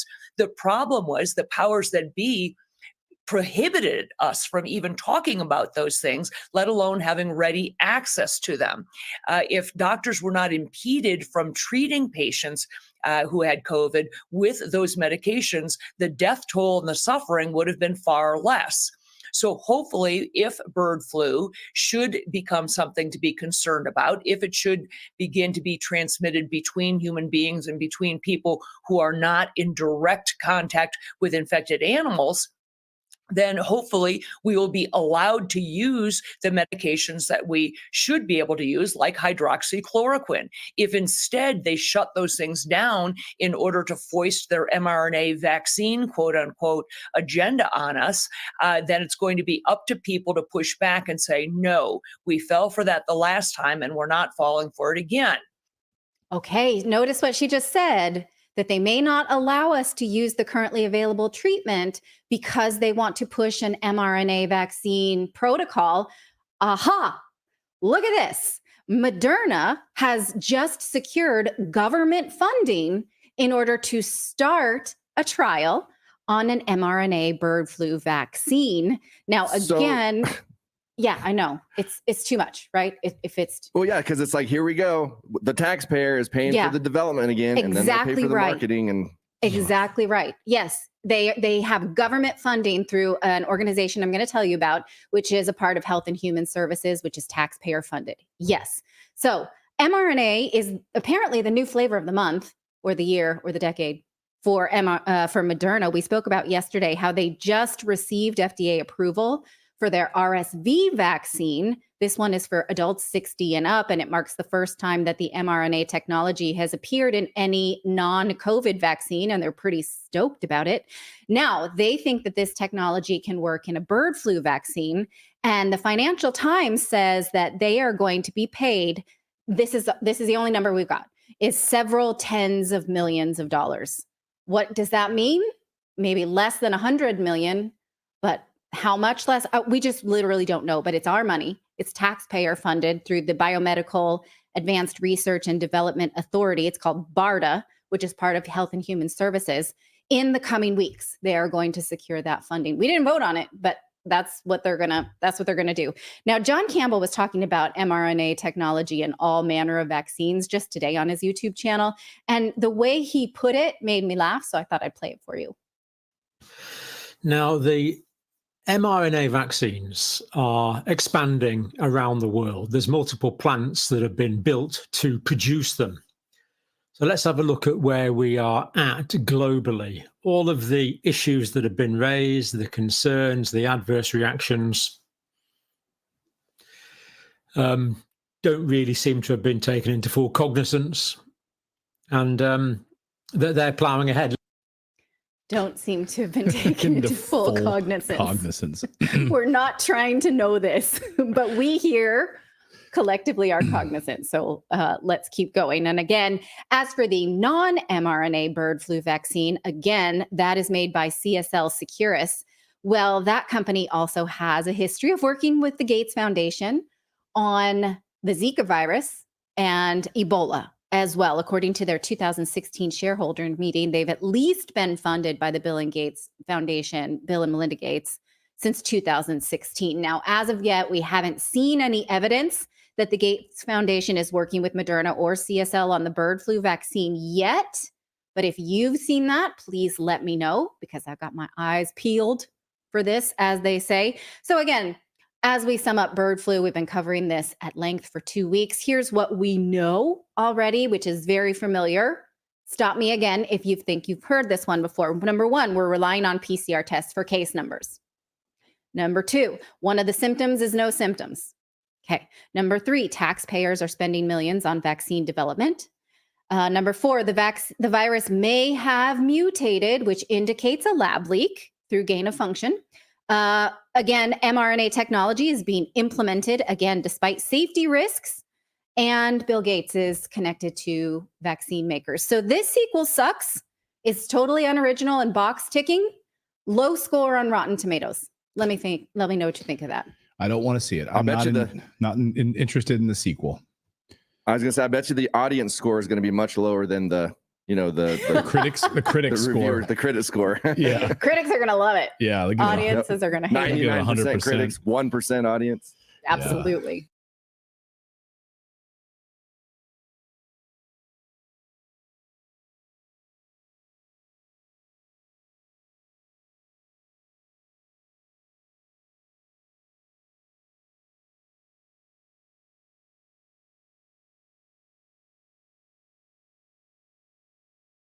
Six-month spoiler alerts for what's to come. And there's no shame in raising these questions. So here's one for you. With over 30 million, upwards of 43 million illegal immigrants that have poured across the border during Biden's presidency.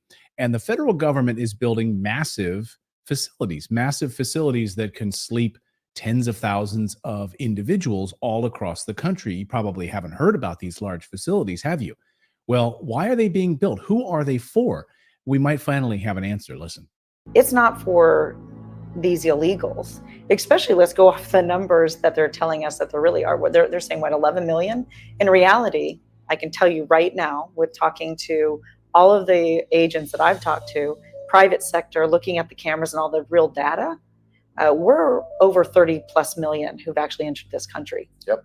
And so even with that, even though that's enough to replace about 36 states population, why would they need to continue to do that if they're trying to absorb these guys, make them productive members of our society, get them into housing, because we know that there are already housing projects being coordinated with builders, again, with our money. I believe it's to kind of like what Nazis did with the Jews, concentration camps, processing facilities. They're going to need somewhere to process the dissidents. Mm-hmm. So it's not for illegal immigrants. Who is it for? Dissidents? We're going to unpack this with former 24-year veteran of the Customs and Border Protection, J.J. Carroll, who did this interview as part of his new documentary, Treason, scouring the country right now. And you just keep bringing unbelievable revelation after unbelievable revelation as part of this story. And I think, again, most Americans have no idea what is going on, and it's being absolutely kept from the American people right now. And JJ joins us once again here on the show. Great to see you. Welcome back. Thank you for having me, Clayton. And thank you for talking about this documentary, because as I travel the nation, I have a very, I believe I'm an expert on this topic. However, when you talk to people, and I have interviewed multiple people from all different levels of ability to get intelligence gathering data, it's fascinating to me and shocking at the same time when I speak to people that are very compartmentalized, meaning they focus on child sex trafficking. They talk about the gang members. They talk about facilities, and you get deep in that rabbit hole. Really, it's a rabbit hole. You're like, I didn't know it was this deep. I didn't know it was this broad. I didn't know it was this malicious. And you played this clip from someone I interviewed this past weekend. Her name is Christy Hutcherson, and she runs an organization called Women Fighting for America. But her background was federal contracting, and more specifically, abroad, but specifically, she worked on forward operation bases, FOBs, in military war zones, where she would put up these giant soft-sided facilities, water, food, et cetera, et cetera. So we're talking tens of millions, if not billions of dollars, right, that have transferred from her company, which she no longer is a part of, but she has access to all the bid contracts. So I'm interviewing her, and like I said, I have a very good understanding of what the hell's going on in America under this immigration invasion. But when I speak to people that are very dialed in on very specific areas, I'm shocked. And she tells me, and I didn't know this because I don't have access to it. She has access to the federal database where you can go on a website and there are endless bids for contracts from whatever. But she's focusing in on, she says to me, there's bids for detention facilities being built in all 50 states in America. And I said, okay, hold on a second. Say that again. She says, okay, I can go into a database because my company used to bid on all this. And I bid overseas, international contracts. Very, very intelligent woman, very, very connected. And she says, I go in the database, JJ, and there's detention facility bids to build individual detention facilities in every state in the union. And then she goes on to say to me, well, JJ, who do you think they're built for? Are they built for all the illegal aliens or the unaccompanied alien children? Of course not. And she has a point, right? Because you would think, right? So that's where I was confused. I would have thought, okay, they're building all of these detention facilities across the United States for a purpose, illegal immigrants. But no, right? Because as your data has suggested, most of these ICE facilities, right? Can you talk about that, are completely empty? Yes. Well, they are completely empty. I talked to my buddies in Texas and in San Diego, and I talked to my ICE supervisors, and they tell me, JJ, they're empty. So you're talking anywhere from 30 to 40,000 beds across America, mainly on the southern border, right, are empty. Well, why are they empty? Because we have massive catch and release. Let me explain what this looks like. In the old days, right? The old days, Clayton, 3.5 years ago, not 30 years ago, when I got someone that was special interest alien, deported felon, whatever, I didn't release them. I sent them to an ICE holding facility, and they went and they waited there a week, 2 weeks, a month, whatever it was, to go in front of the judge, find deported, or found to be guilty of reentering as a felon. Then they spent time in federal prison, and then they would be deported. So we had all this bed space. But now, if I get someone that's a deported felon, I know this is going to be hard for people to believe. I arrest someone that's a deported felon now, I'm releasing them. I'm releasing them on the street. So you go from arresting people 3 years ago, setting up for deportation and prosecution, goes to, we call it a camp space in an ICE facility, and then that individual goes through the court system and then is ultimately deported after he or she serves her time. Not now. Everyone gets arrested by the Border Patrol. They quickly vet them, and then release them. Just release them. We just had 8, I'm going to mispronounce it, Kyrgyzstanians, 8 of them across the border were vetted and released. Now we find out they were actually ISIS terrorists. ICE had to go find them. All 8 of them, I believe, entered together, but all 8 of them didn't stay together. They went to Los Angeles, Philadelphia, and New York. So what Ms. Hutcherson is saying is, in coordination with what I know, is you have 40,000 beds. Why would you need more? Mayorkas continues to go in front of Congress and demanding, I need more money for ICE beds. And they say to him, sir, you have no one in them. I'll give you an example. San Diego sector has like a 2,000 bed, soft-sided, hard-sided facility. The last I checked was 6 people in there. People better wake up. People better wake up. I mean, Clay, he's sitting before Congress demanding more money from Congress to build more beds. And they've been built, and they're all empty. They're all empty. Yes. I mean, because we don't hold people anymore. It's a good thing your documentary is called Treason, because this is treason. I mean, this is exactly what this is. What money does he need? And then what are these detention facilities being built for, as she was talking about, in all 50 states? I mean, we're talking millions of beds across the United States. For whom? Yeah, well, and she says in this interview, they're for dissidents, American dissidents. And she's right, because I know how that sounds, Clayton. I know when I say this out loud, like you and I talked about this before, I have an inner voice, and I'm like, oh God, I got to say this out loud. But it's true. So if I'm telling you that our federal government is building detention facilities across America, and therefore people that dissent, meaning people that don't want vaccines, people that are J6ers, people that are creating militias, and you go, oh, JJ, you're insane. And I push back to you. Let's go back 20 years to present day. Are you telling me this is more insane right now, what I'm talking about, than if I told you prior to 9/11, someone's going to fly planes into a building, they're going to fall down, no one's going to believe it, then we're going to use weapons of mass destruction, we're going to go into the Middle East, we're going to be in a war for over 20 years, we're going to spend $4 trillion, thousands of men and women are going to die, American soldiers, tens of thousands are going to be brutalized in their brain and physically destroyed with limbs and burns. The government's going to create a bioweapon. Our government with China is going to release it onto America and the world. Then they're going to lie to us and not tell us where it went. Then they're going to make us wear masks, stand 6 feet apart. They make this out of whole cloth. Then they're going to admit to it. And then they're going to force us all to get vaccines. And millions of people are dying or being injured by that vaccine. Then I'm going to use another one.